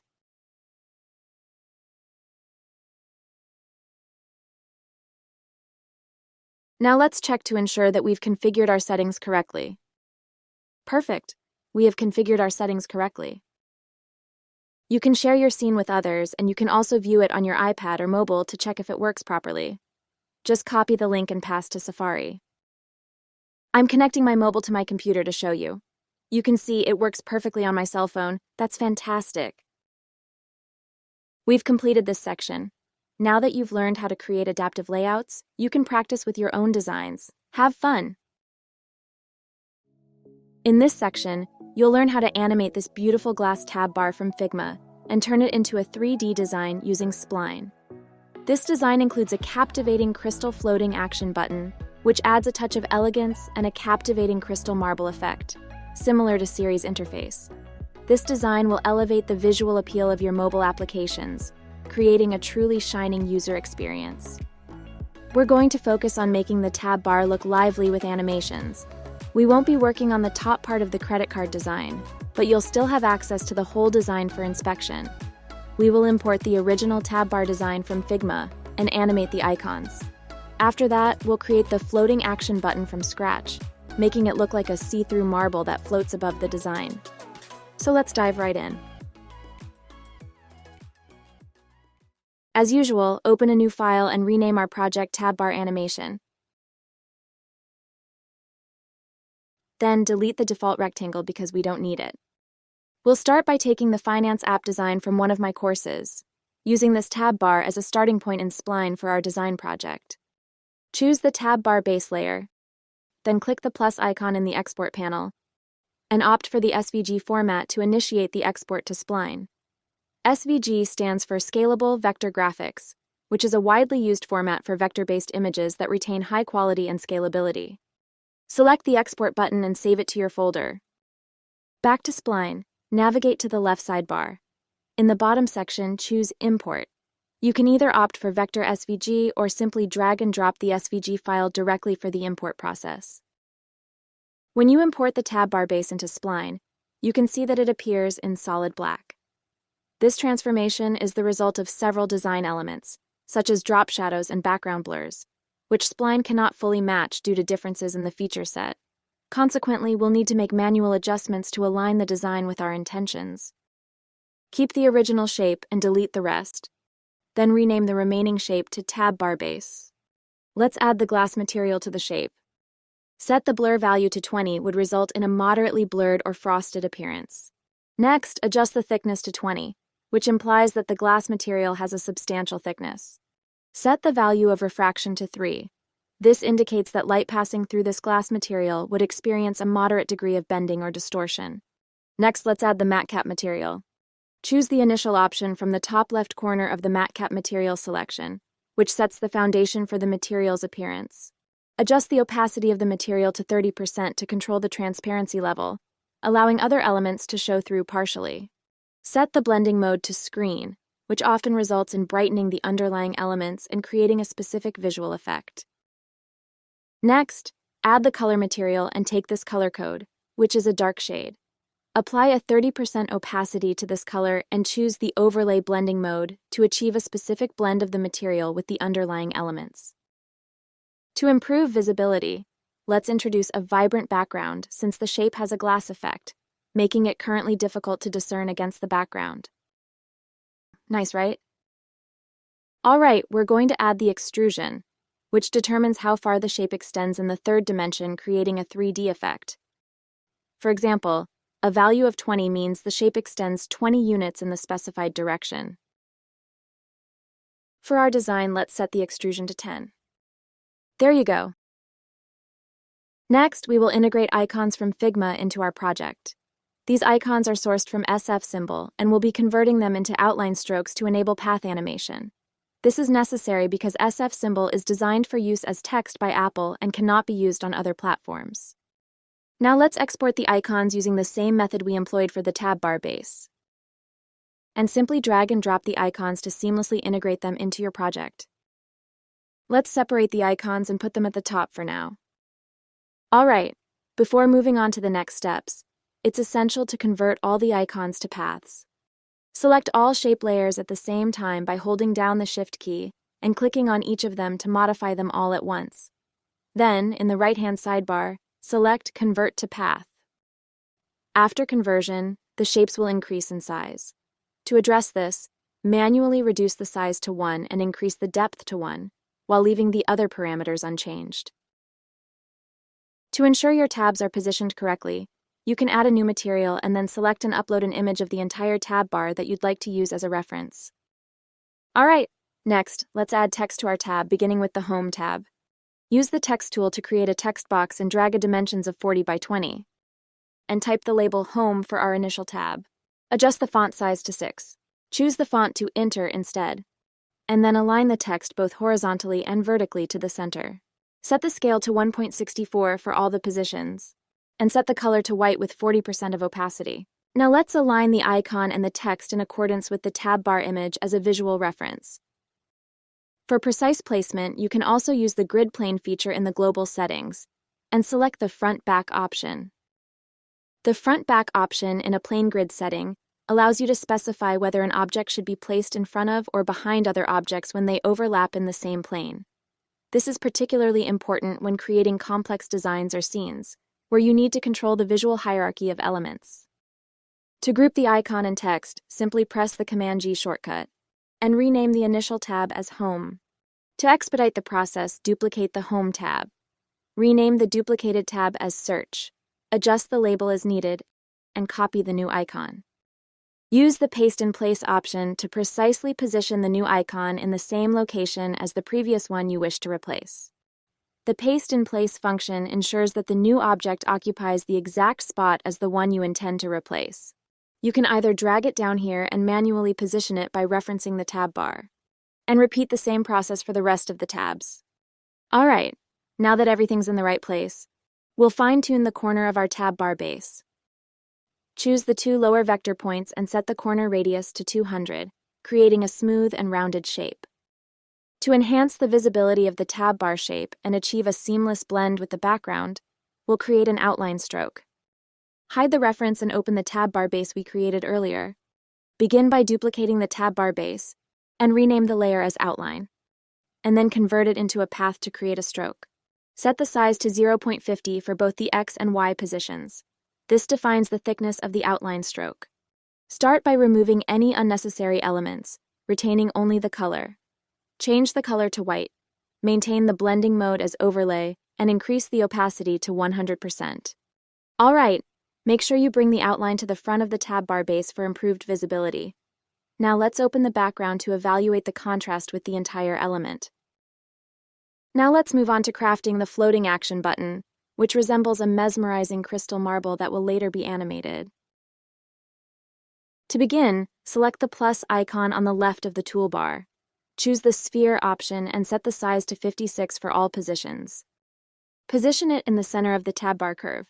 You can also use the grid setting to assist with precise placement. There you go.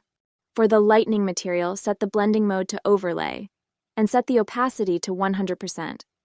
Let's rearrange the material order by moving the lighting down and change the color to the glass material. Set the blur to 50, thickness to 60, refraction to 1.10, and blending mode to screen. Duplicate the glass material and switch to the matte cap material. Select the white globe and set the blending mode to multiply. Create a duplicate of the matte cap and apply it to the first black sphere with the blending mode set to screen. Duplicate the existing material and switch to the Fresnel. Configure the color with this code and apply the blending mode overlay. Next, let's create the second sphere. Begin by duplicating the existing sphere layer and maintain the same lighting settings. Then, change the glass material to normal, which will give a different visual effect. Switch the matte cap to Fresnel and adjust the blending mode to overlay. Then, configure the color as black and set the bias to 0.14. For the third material, keep it the same. Change the effect for the third globe and keep the same blending mode. Configure the last material as depth.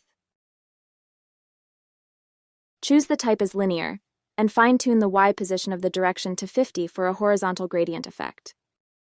Next, incorporate 5 colors using the dropper to acquire the color code for each. Position the third color slightly adjacent to the second, creating a subtle separation. Add the green color right here, and extend the final green shade beyond the shape's boundaries. Let's play around until you're satisfied. Now, reduce the scale size to 0.95 for all positions, allowing room for the glass sphere to evoke a crystal-like appearance. Select both spheres, group them together, and rename the group to sphere or any name you prefer. Let's say Action Button. Let's dive into the creation of the selected shape, which will serve as a captivating glowing light effect. When a tab is selected, this shape will follow, producing a delightful effect behind the glass tab bar, adding a touch of transparency. We'll start with the design, and later we'll incorporate 4 states for interactive functionality. Let's remove the background for now. All right, select the sphere tool again, and drag a circle with dimensions of 48 for all positions. Let's position it here for now. Set the lighting opacity to 100% to ensure a full and vivid lighting effect. Switch the color material to the top and change to normal for a standard color appearance. Duplicate it, switch the material to Fresnel, and change the color to black with a bias of 0.14, leaving the other settings unchanged. Finally, set the blending mode to overlay. Next, add a matte cap material with the third globe effect, providing a crystal-like appearance, and set the blending mode to screen. Finally, add a depth material, switch the type to linear, and introduce 5 vibrant colors using the following codes. Feel free to experiment with the gradient by tweaking the direction and origin positions. All right, let's rename the shape to selected. To position the shape accurately, let's navigate to the back behind the initial tab like so. Let's rotate around to get a complete view of the entire scene and see how it looks. All right, to enhance interactivity, we will add 4 states to the selected shape. Each state corresponds to the position of the selected shape when a specific tab is chosen. Click on the plus icon in the States panel to begin the process of adding states. The base state is the default starting point for the animation, and the second state represents the change that occurs. Let's rename State 2, and all we have to do is modify the X position. On State 2, move position X to the second tab, let's say -80.75. Next, let's add another state, and it will be automatically named State 3. Configure the new position to maybe 72.25. Then add the final state, which will be named State 4. And this time, let's go for 139.25 for the X position. Great, now it's time to group and organize our layers. Although the layer order doesn't impact the design as significantly as it does in Figma, it can affect material properties, making it important to maintain a well-organized order. However, we also want to keep our layers well organized in the left panel to prevent confusion when working with multiple layers in the design. Drag down the selected and action buttons to be positioned above the outline. Then select all of them and press Command-G to create a group selection, and rename the new group tab bar. Now, let's dive into the exciting world of animating the entire element, beginning with the captivating icon path animation. It follows the same process as the wave animation using depth values, adding a dynamic dimension to your design. Begin by selecting the icon within the Home tab, and add a state to initiate the animation sequence. In the base state, we want to make the path gradually appear. To achieve this, hide the path by decreasing the depth to 0. So now the shape disappears. Please note that the base state functions as the main component, while the state is similar to an instance. Typically, when you make changes to the main component, the instances will also update. In that cases, remember to reset the value to its initial state, which is a depth of 1. Repeat these steps for the other tabs, ensuring that each tab's icon path animation is set up similarly. Next, select the home group and add events. Then select mouse down as the trigger, which functions similarly to on-click. Select the action as transition. Make sure that the transition target is set to selected, which will link to the shape we've created states for earlier. This shape is the one the transition corresponds to. Adjust the duration to 0.30 milliseconds, and choose the transition to be a spring effect. Spring typically creates a bouncy, elastic motion, as if the object is attached to a spring. Next, adjust the stiffness to 50. Now let's apply the same events to the other 3 tabs. To expedite the process, right-click on the Home group, choose Copy Event. Then select the remaining 3 tabs and paste the events. This will apply the same event settings to all of them. Next, all that's left is to manually adjust the destination for each transition. For instance, if you click on the second tab, the selected state should be set to transition to state 2. Similarly, clicking on the third tab should direct the destination to state 3, and so on. All right, let's preview it. When I click on the second tab, the selected shape moves simultaneously. Similarly, when I click on any other tabs, it promptly moves to the corresponding tab. Everything appears to be functioning perfectly. Now let's establish an animation for the outline shape using the same method as we did for the icon path animation. Start by introducing a new state and modifying the base state by reducing the depth to 0. Also, ensure you reset the depth to its initial value in the state option. Otherwise, you won't notice any changes because the instance automatically aligns with the primary state. So be sure to set the depth value back to 1. Next, add an event, maintaining the default start event. Select the transition for the action. Ensure that the target is set to outline. Be certain that the second destination is the designated state, and specify a duration of 5 milliseconds. Keep the default transition ease in out. Okay, let's preview again. So we can see the outline path smoothly following the contours of the tab bar shape. Pretty cool, right? Next, let's animate the 2 spheres as well, beginning with the sphere 1. Add a state and make a change to this state. The only change is setting the opacity of the first matte cap material to 0%. For better visibility of the changes, let's temporarily hide sphere 2 by closing it. Next, add an event and keep the event to start option. Choose the action to transition. Ensure that the target is correctly set to sphere, and the destination is set to state. Set the duration to 10. Select the infinite option for the loop. This ensures that the animation continues playing indefinitely, with no interruptions. Set the cycle option to ping pong. This means that the animation will alternate back and forth between its start and end states, creating a continuous, seamless loop with a back and forth motion. Great! Next, let's do the same process by adding an extra state and events on the second sphere. Let's hide the sphere 1 first. As usual, let's add a new state. To create a more compact gradient, let's refine the far and near values to enable a smoother transition of colors. Then add the event and set the same setting as the sphere 1. Now let's establish a state and event for the entire spheres group. As usual, begin by adding a new state. From this state, make an adjustment to the Y position, raising it slightly to bring the group to the top. Afterward, include an event with settings similar to the sphere event, except for the duration, which should be set to 2 milliseconds instead. Let's quickly preview the animation. Okay, I think the Y position is too high. Let's make some extra adjustments. You can further enhance the gradient by increasing the Y position of the rotation, like this. Then proceed to decrease the Y position of the group's position. Let's play it again. Nice, much better, right? Alright, it's time to animate the entire tab bar. Begin by choosing the tab bar group, adding an event and selecting the Start option. Next, select the first transition and set the target to Play icon, the one in the Home tab. Configure the first state as the base state, which serves as the default state, and designate the second state as the state, representing the state for the transition or change. Leave the sequence unchanged for this first transition. Now, proceed to add the second transition. Set the target to Search, which represents the second tab, and set the same state. Then, adjust the delay to 0.20. For the third transition, designate the target as Cloud, with the same states and set the delay to 0.40. Continue this pattern, incrementing the delay by 0.20 seconds for each subsequent transition.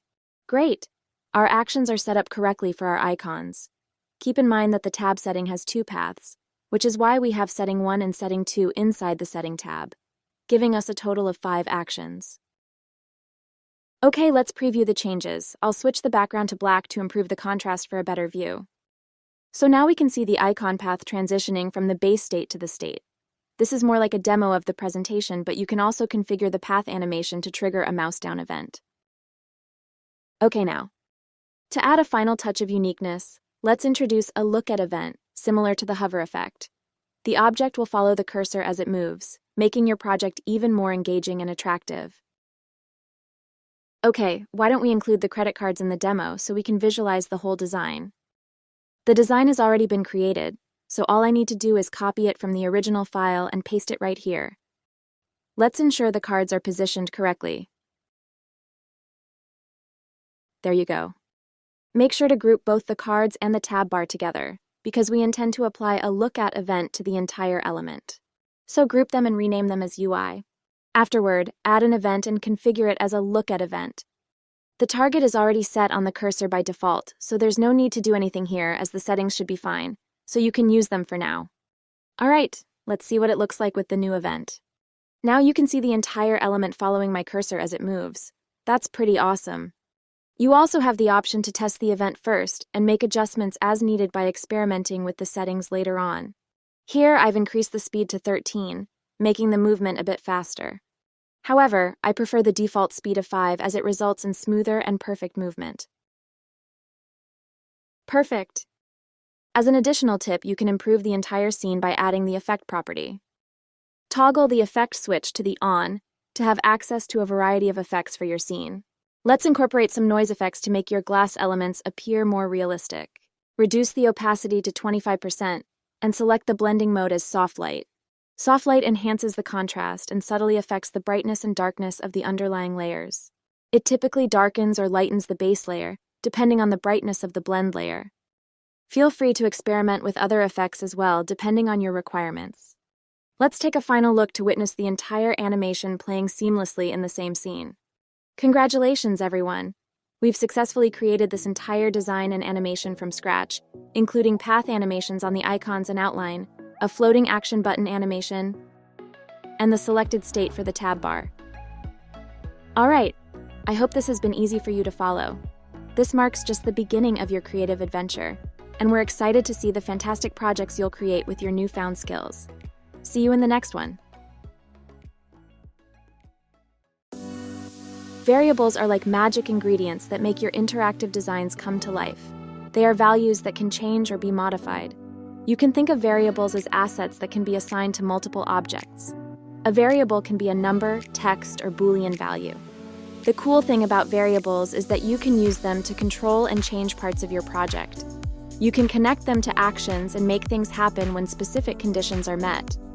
It's like giving your designs a mind of their own. In this section, we will do 3 exercises that provide an in-depth understanding of variables. So, let's get started. What are variables? Variables are the foundation of interactive experiences in Spline. They are values that can change or be modified. You can think of variables as assets that can be assigned to multiple objects. However, the critical difference is that variables provide finer control.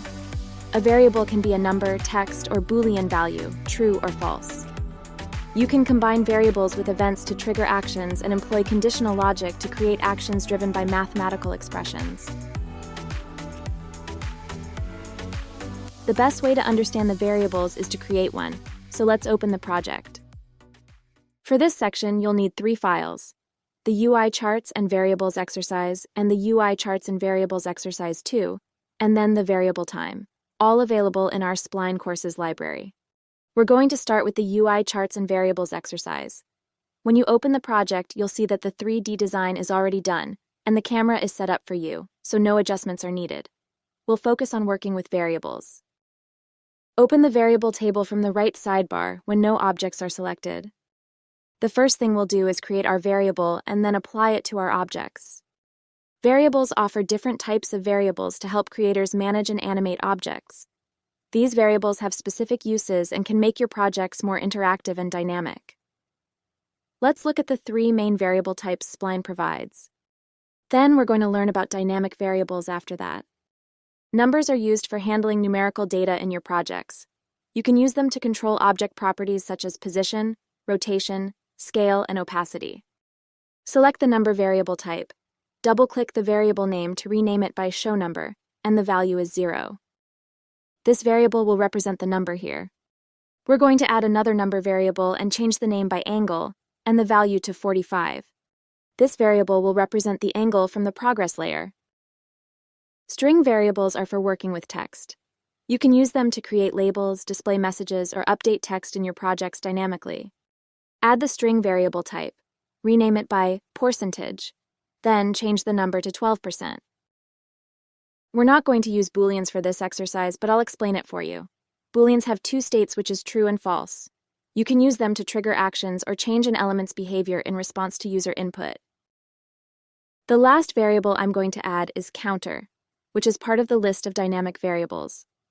Let's explore the three options. Dynamic variables like time, counter, and random are constantly changing values. These can be utilized to create time-based animations and other dynamic effects in your projects. Use time variables to create dynamic animations and transitions, which will be our third exercise, so I'll talk about that later. Random variables generate random values within a defined range. These are great for introducing randomness and unpredictability into your project, like creating minigame logic or procedural visuals. The counter variable starts counting in seconds at a defined interval. This is useful for iterating through dynamic sequences or loops, such as animation driving. In our case, we'll use it for our progress bar. Now let's add the counter variable and name it progress and value is 0. Now open the counter variable. So the counter starts counting from 0 and increases at a specified time interval in seconds. So we're going to leave the value to 0. We're going to set the interval to 0.01. Because 1 second would be too long to animate our progress bar from 1 to 100%. For the steps, we're going to put a value of 0.30. Set yes for the n value. For the n value, it's going to be 100. So as you can see, this is a progress bar with a percentage, so we need to set the n value to 100. And on end, it's going to be stop. Now that we've finished creating our variables, we're going to assign a variable to an object. We're going to select the text and hover over the text property. You will notice a variable icon in the corner. Click on the icon to open the variable selector, where you can choose the variable you want to assign to that property, which is the percentage. Next, we'll select the progress layer. Head to angle and add the angle variable. Now we're going to add a little animation because right now there's no life in our object. So here's the demo. This is the animation we're going to set up where the progress bar increases from 1% to 100%. Select the progress layer. We'll now add the variable change events, which is a special type of event that happens when a variable's value is altered. It's particularly useful for dynamic variables like counters, enabling you to create animated changes in an object's properties. With variable change events, you can trigger actions or animations in response to changes in variable values. Now we're going to select the progress variable. Next, we'll select the set variable action, which allows you to modify a variable's value using an expression. This expression can involve other variables or variable helpers. It's an action that assists in adjusting variables and object attributes. You can utilize another variable or create a custom calculation for this purpose. Select the angle variable to be updated. Add an expression to update the selected variable, which is progress. For our animation to work, we need to add math operations that can be used in formulas. I invite you to take a look at the documentation on splines. It's very important that you know the formulas for your animation to work. So if you want to addition a variable, use the plus symbol. To subtract, use the minus symbol. And I don't know why multiply is still subtract. Anyway, use this symbol if you want to multiply. And then you have the division, which is the slash symbol. And random and group calculation with parentheses. We'll get to all that in a few seconds. Here are a few examples for you. Let's do our first mathematical formula. I want to multiply my total angle, which is 360, divide by my percentage, which is 100. So my formula will be asterisk 360/100. Next, we're going to add new action. Select the percentage variable. to show number variable. We're going to add another formula for my text, which will increase the number of percentages, so we have to choose addition. The formula is plus, quotation mark, percentage, and quotation mark. I know it's not easy with the formulas. I'm here to guide you, but you'll see with a little practice you'll become a real pro and better than me. Add another set variable action. Select the show number variable. Then type round. The formula is open parenthesis and select progress variable, then close parenthesis. The round option allows us to have rounded numbers without decimals. Well, the last thing to do in this exercise is to go and see if everything works. Perfect! We've done well and can now move on to the second exercise. Open our second exercise, the Charts and Variables exercise 2. As mentioned, the design is already done, the camera is already configured for you, so we'll just focus on the variable. So I'm only going to show you how to do the first column. Then it's the same for the other 3 columns. This will serve as a homework assignment to help you practice. To begin, let's create the variables. Open the variable table from the right sidebar. We're going to add the number variable type. Double-click the variable name and rename it to column 1. Then set the value to 100. We're going to add another number variable type so we can just duplicate it. Rename it to column 1 and percent. Then set the value to 0. Next, we're going to select the string variable type and rename it to column text 1. Set the value to 20%. Now that we've finished creating our variables, we'll assign them to our objects. Select the text layer and go to the content in the text property. Then click on the plus icon and choose column text 1. Now select the column layer. Go to the extrusion and select column 1. We'll set up the plus button animation to increase both the column and the number when clicked, using mouse down events and conditional actions. Select the but plus layer and add the mouse down events. We are choosing the mouse down interactivity because we want users to click on the plus button, and when they do, everything in the column will increase by a certain percentage. For the mode, we're going to set to repeat each time. The trigger is going to be on this object. Now, we're going to add the conditional action, which allows you to activate actions under certain circumstances, like distance, value comparisons, or changes in state. In the settings, you'll find the if condition and the else. You can also include actions. The if conditions act like rules, determining what happens when specific conditions are met. They help you recognize when an object changes to a particular state and then allow you to make something happen in response, either in the same object or a different one. Else expression mean that the condition is false. We have nothing to set in this part. Let's add a condition and choose the column 1.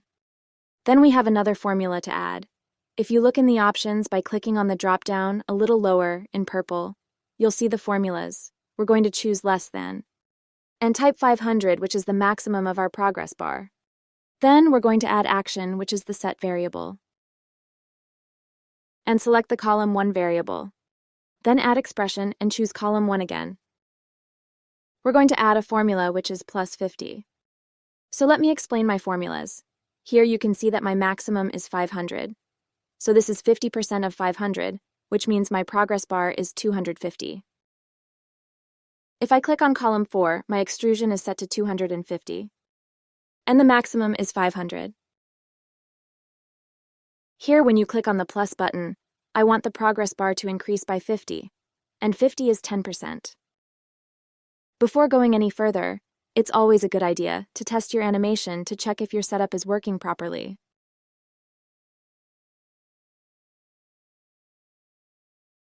Great, it works. But if I click on the minus button, it does absolutely nothing and my text doesn't increase either. So that leaves us with 2 things to configure.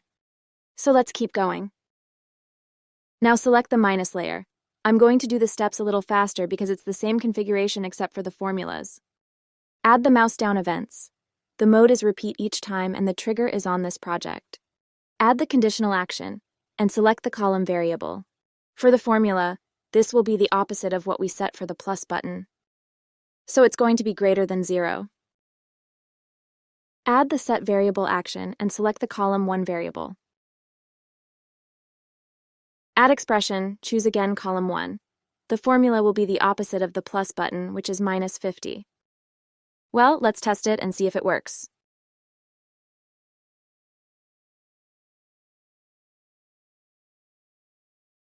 Okay, the plus and minus buttons work. Now we just need to configure the text. Now select the text and add the variable change event. Then select the column 1 variable. After that, add the set variable action. Select the column 1 in % variable.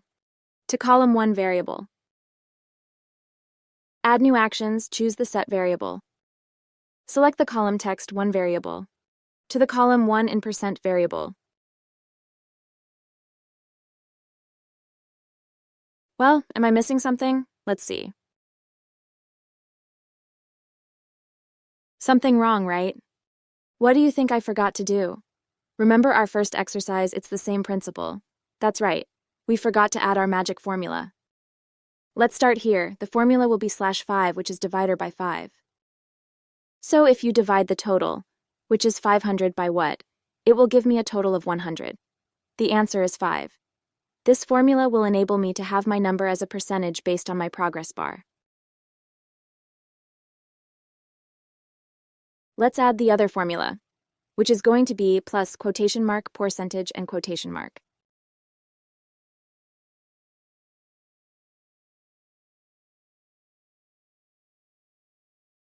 Okay, it's working.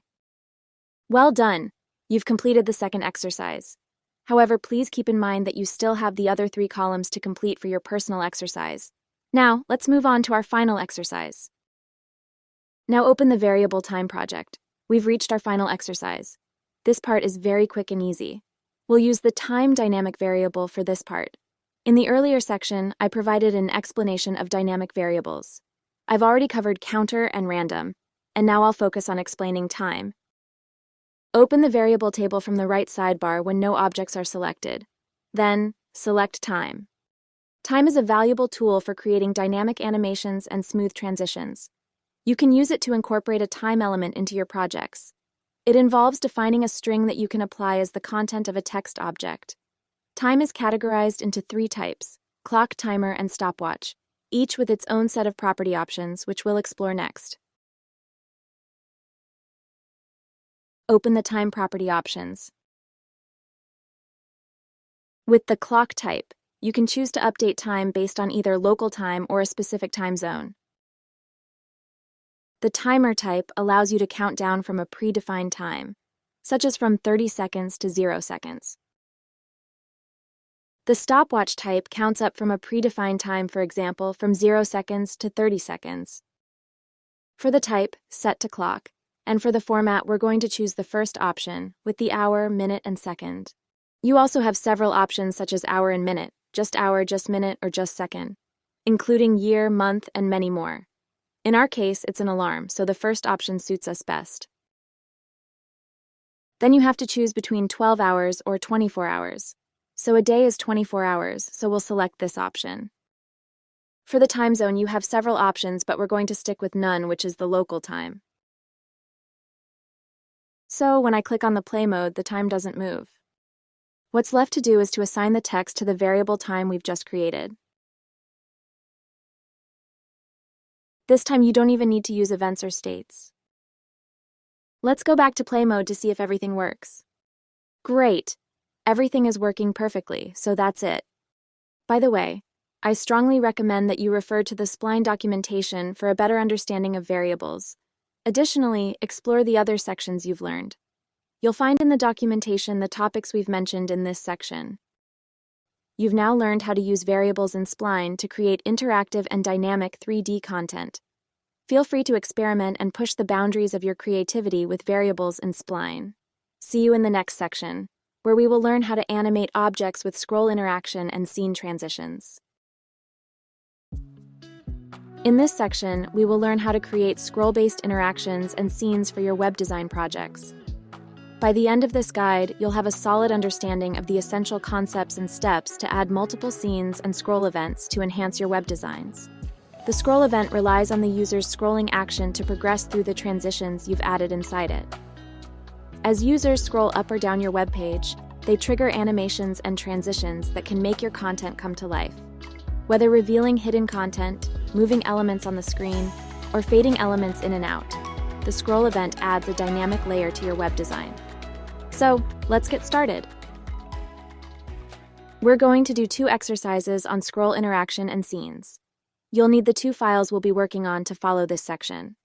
One is titled Scroll Interaction and Scenes Exercise, and the other is Scroll Interaction and Scenes Demo 2 Exercise, which can be found in our Spline courses library.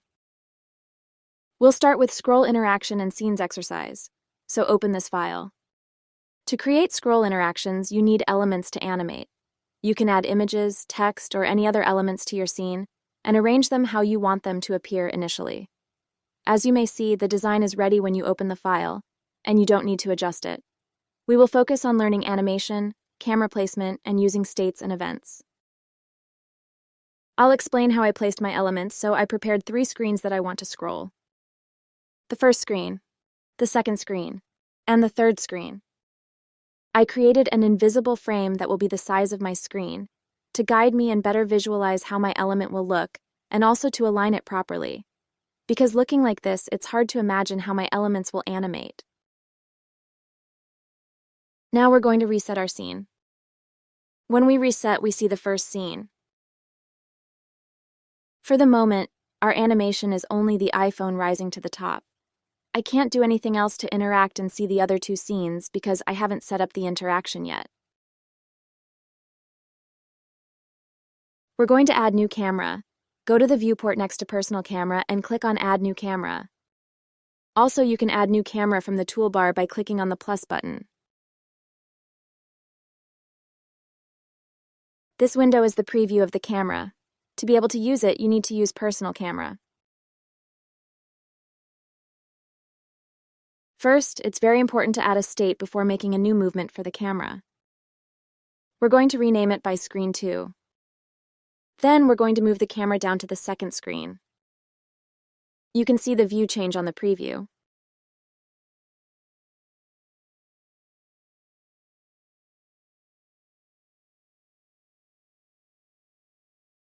You need to change the viewport to camera to see a single screen. See the spacing here? That means our camera isn't centered properly because we can see the size of our screen here, so we're going to lower our camera until we can't see the frame anymore. Move to position Y and lower the number. The camera will lower and stop until the frame is no longer visible. We have our base state, and we've set our second state, Screen 2. We're missing another screen, so we'll add another state. Let's rename by Screen 3. To move it, return to Personal Camera Mode, and move it to the right. Use the preview to guide you where to stop. I'm going to click on the camera again so that it recenters my screen. You may still see a spacing. I'll do the same thing, this time adjusting the X position. Adjust directly in the position value. If you do it from the scene, the elements in the frame will scale too. It's important that the value in rotation is all 0, so make sure your 3 states have a value of 0 in rotation. So we've got our 3 states in place. In the camera property, we'll leave the setting as it is. Now let's add the scroll event. Click on the plus next to Events and select Scroll. The scroll event allows you to add scroll-based interactivity to your project. It lets you define transitions and animations as the user scrolls through your web page. With the scroll event, there's only one type of action you can trigger, which is the transition. Add the transition action. This is the action that will occur when the user scrolls through the specified number of steps. The target will be the camera. Then for the transition is base state to Screen 2. Then add another transition and it will be Screen 3. We're going to change the transition curve to linear. For the type, we're going to set it to steps. The primary property associated with the scroll event is steps, which represent the amount of scroll needed to go from the beginning of a transition to the end. By adjusting the number of steps, you can control the speed and fluidity of your scroll-triggered animations. Fewer steps will make your animations faster, while more steps will slow them down. We won't use the scroll type because the scroll mode only works when exporting for Spline Viewer, so we will be focusing on the step. I'll hide the frames and we'll visualize in play mode to see if our scrolling interaction works. Perfect. Everything's in order. Now I'll show you how to make a scene transition. In the Spline editor on the left side, you will see a list of scenes. You will see Scene 1 and Scene 2. You can add a new scene by clicking on the plus icon and import your design. We'll just focus on one more scene. Click on the Scene 2, you will see this screen. You can create multiple scenes within the same Spline file, and you can transition between scenes with the event system by using a scene transition action. To add a new scene transition, select the object to which you want to apply the scene transition to. In our case is the credit card from the Scene 1. Go to Events and click on the plus icon to add the mouse down events. The mouse down event will trigger the actions as soon as the mouse button is pressed. In the Mode option, you can choose Once, which means the actions occur only once when triggered. Alternatively, you can choose Toggle, where actions reverse when triggered again, creating a toggle effect. Then you have the repeat each time. We're going to set to Once, so when a user click on the card, the transition will go to the Scene 2. For the trigger, select on this object, which is the credit card. Oh, I unintentionally added an action, so I'll remove it to show you the step. So you see the list of actions, and you will of course select Screen Transition. Now let's click on the Scene Transition to open the edit action. The target will be Scene 2. For the transition, you have none, and for the fade in, I will choose none. Let's test if the interaction that we set is working. So I'm going to scroll again. And here is my credit card. I'm going to click on it. Good, it works perfectly. So I added a close button, so when a user clicks on it, it will go back to the first screen. I'm going to show you quickly the step because I already set it. Go back to Scene 2. Click on the close button. It is exactly the same setting. Add the mouse down event with the scene transition action. Well, we've finished with the first exercise. Would you like to do another exercise? Yes? I'd love to. Now we're going to open the second exercise. So in this project, we have two screens. The first screen and the second screen. Do you notice anything strange? The two screens are not in the same position. The first screen is on the front and the other is on the side. So when we make the transition, it's going to rotate a little. To pivot towards the second element, you can simply select the axis points on the left. Now we can see the second screen in front. Then we can go back to the right. First, click on Reset. And add a camera. Then add states. It'll be the same steps as the first exercise. We'll move the camera to the second screen. It's very important to change the rotation in the Y position to -90. Sometimes you can't see any changes in the preview. Just click on another layer and come back. And change the axis to the left so the camera will be in front. I'm going to zoom in because it's too small. Position your camera using the preview as a guide, then click on Camera. Next, we're going to add the scroll event. We're going to focus on the step type and add transition action. The target will be the camera. The transition is base state to screen 2. Change the transition to linear instead of ease in out. Now let's click on the play mode. So I'm going to scroll until I see the second screen. Perfect, it works perfectly. So that's it for this section. Now you know how to use scroll interaction and scene transition. Don't hesitate to experiment with your design. See you in the next section. Creating 3D models is an exciting process, but what makes it even more thrilling is seeing your creations come to life in an augmented reality (AR) environment. Universal Scene Description is a file format developed by Apple for augmented reality, AR, and 3D content. It allows you to create 3D assets that can be easily viewed in AR apps on iOS devices.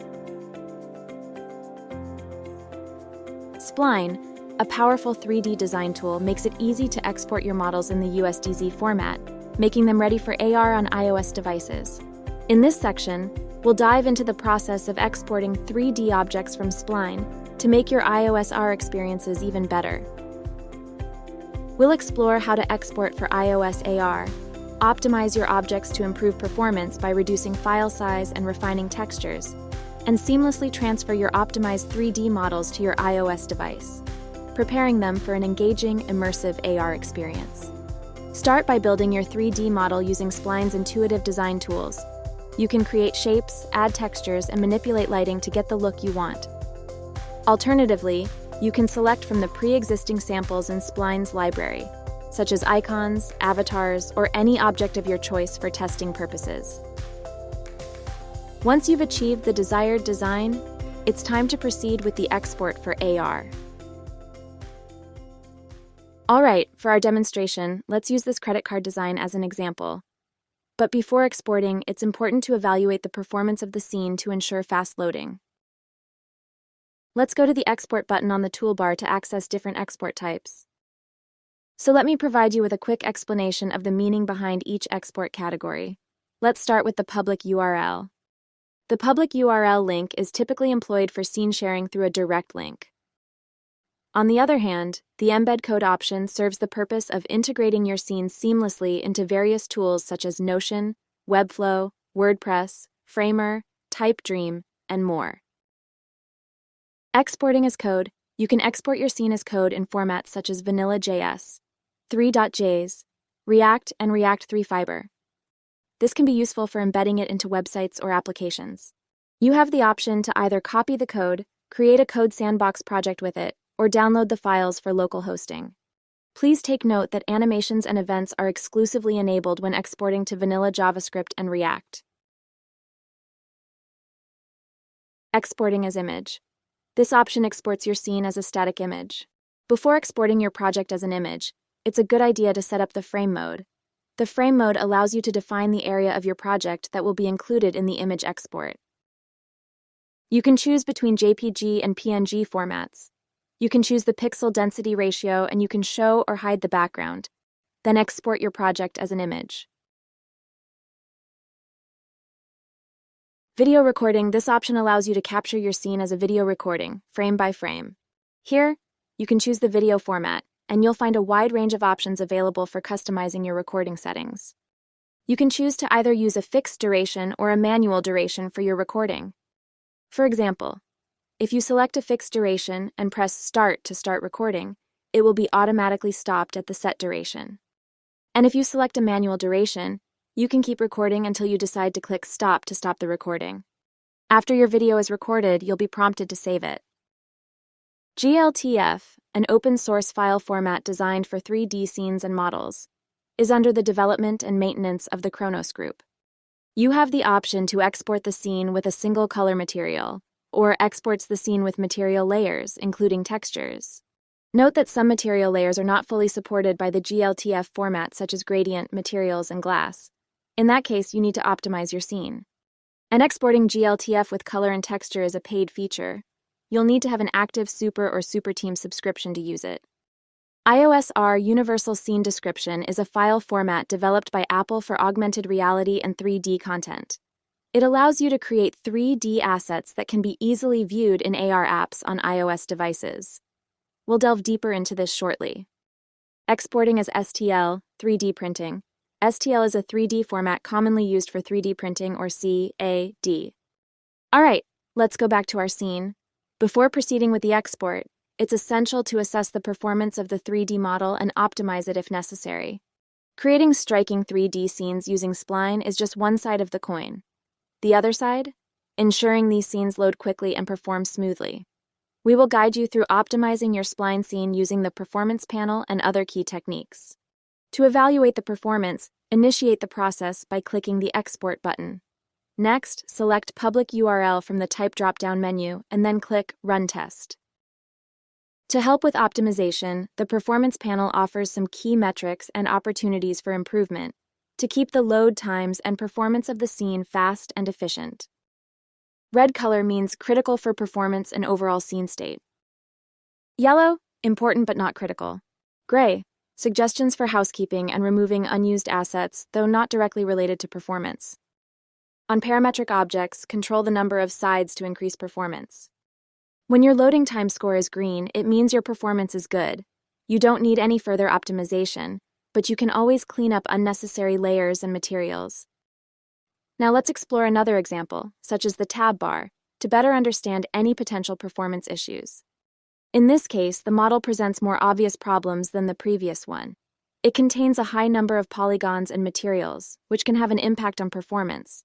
Although the presence of yellow indicators is less of a concern, it is possible to optimize the number of polygons. On the other hand, it is essential to solve the problems associated with red-coded areas, as an excess of materials can significantly affect the performance of the scene as a whole. When working with smooth subdivision objects, avoid using more than 3 subdivision levels unless necessary. If you import objects from other software or libraries, ensure you use an optimized and lower polygon version. You can use the compression settings to improve the loading performance of your exported scenes. Please be aware that higher levels of compression can also reduce precision or quality in the geometries. Under Public URL, Viewer or Code Export, depending on your desired export type, switch to the Play Settings tab. Scroll down to find the Compression settings. Turn it on with the switch. From the preset drop-down, select Performance to optimize for improved performance. Having too many objects in your scene can make it load slower and perform poorly. More objects mean more polygons and materials, which can be resource-intensive. Delete objects that aren't visible, like inside another object or behind other objects. If you think people won't be seeing these objects in the final experience, you can delete them. Avoid adding images, textures to your materials if possible. Use simple lighting. We recommend working with less than 3 lights per scene. Too many lights can reduce the performance of the scene. Try to keep the materials simple. Don't use too many layers if not necessary. Okay, once your scene is set for export, you can proceed to export it in USDZ format. Simply return to the Export button and choose iOS AR from the drop-down menu. But please note that there are both advantages and disadvantages to using USDZ. It can be enjoyable to export your objects in USDZ format, but there are certain rules and limitations to keep in mind. The export process supports only a limited set of features, such as geometry, simple color layers, and some basic textures. Unfortunately, it does not support more advanced elements like multiple material layers, post-processing, animation, physics, environmental effects, complex lighting, and fog.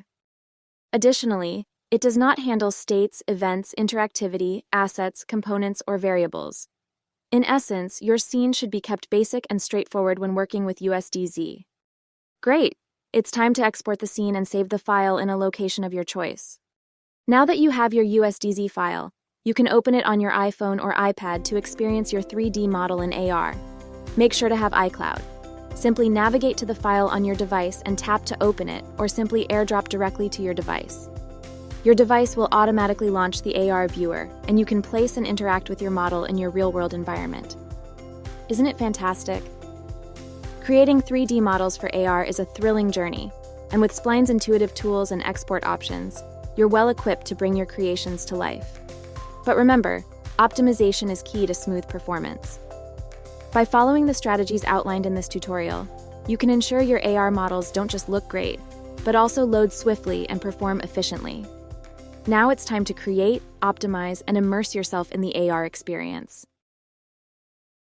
In this video, we're going to learn how to bring your 3D Spline assets into a website. So for example, you can use it as a background, but also you can use it for its own section with interactions. So you can make this adaptive as well by using the Screen Resize feature. And you can also bring it to Code Sandbox and take advantage of some of these more advanced interactions, such as scroll.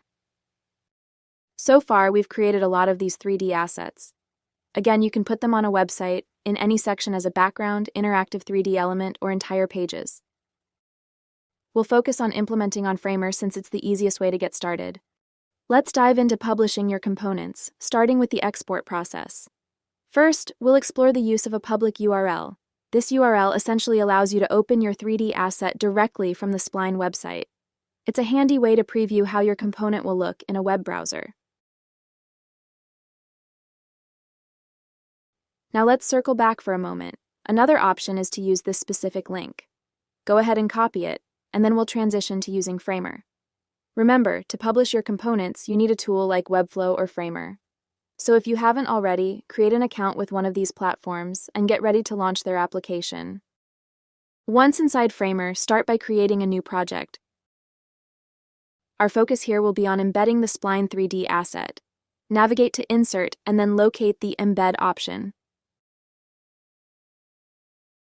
Upon clicking it, the Embed tool will appear.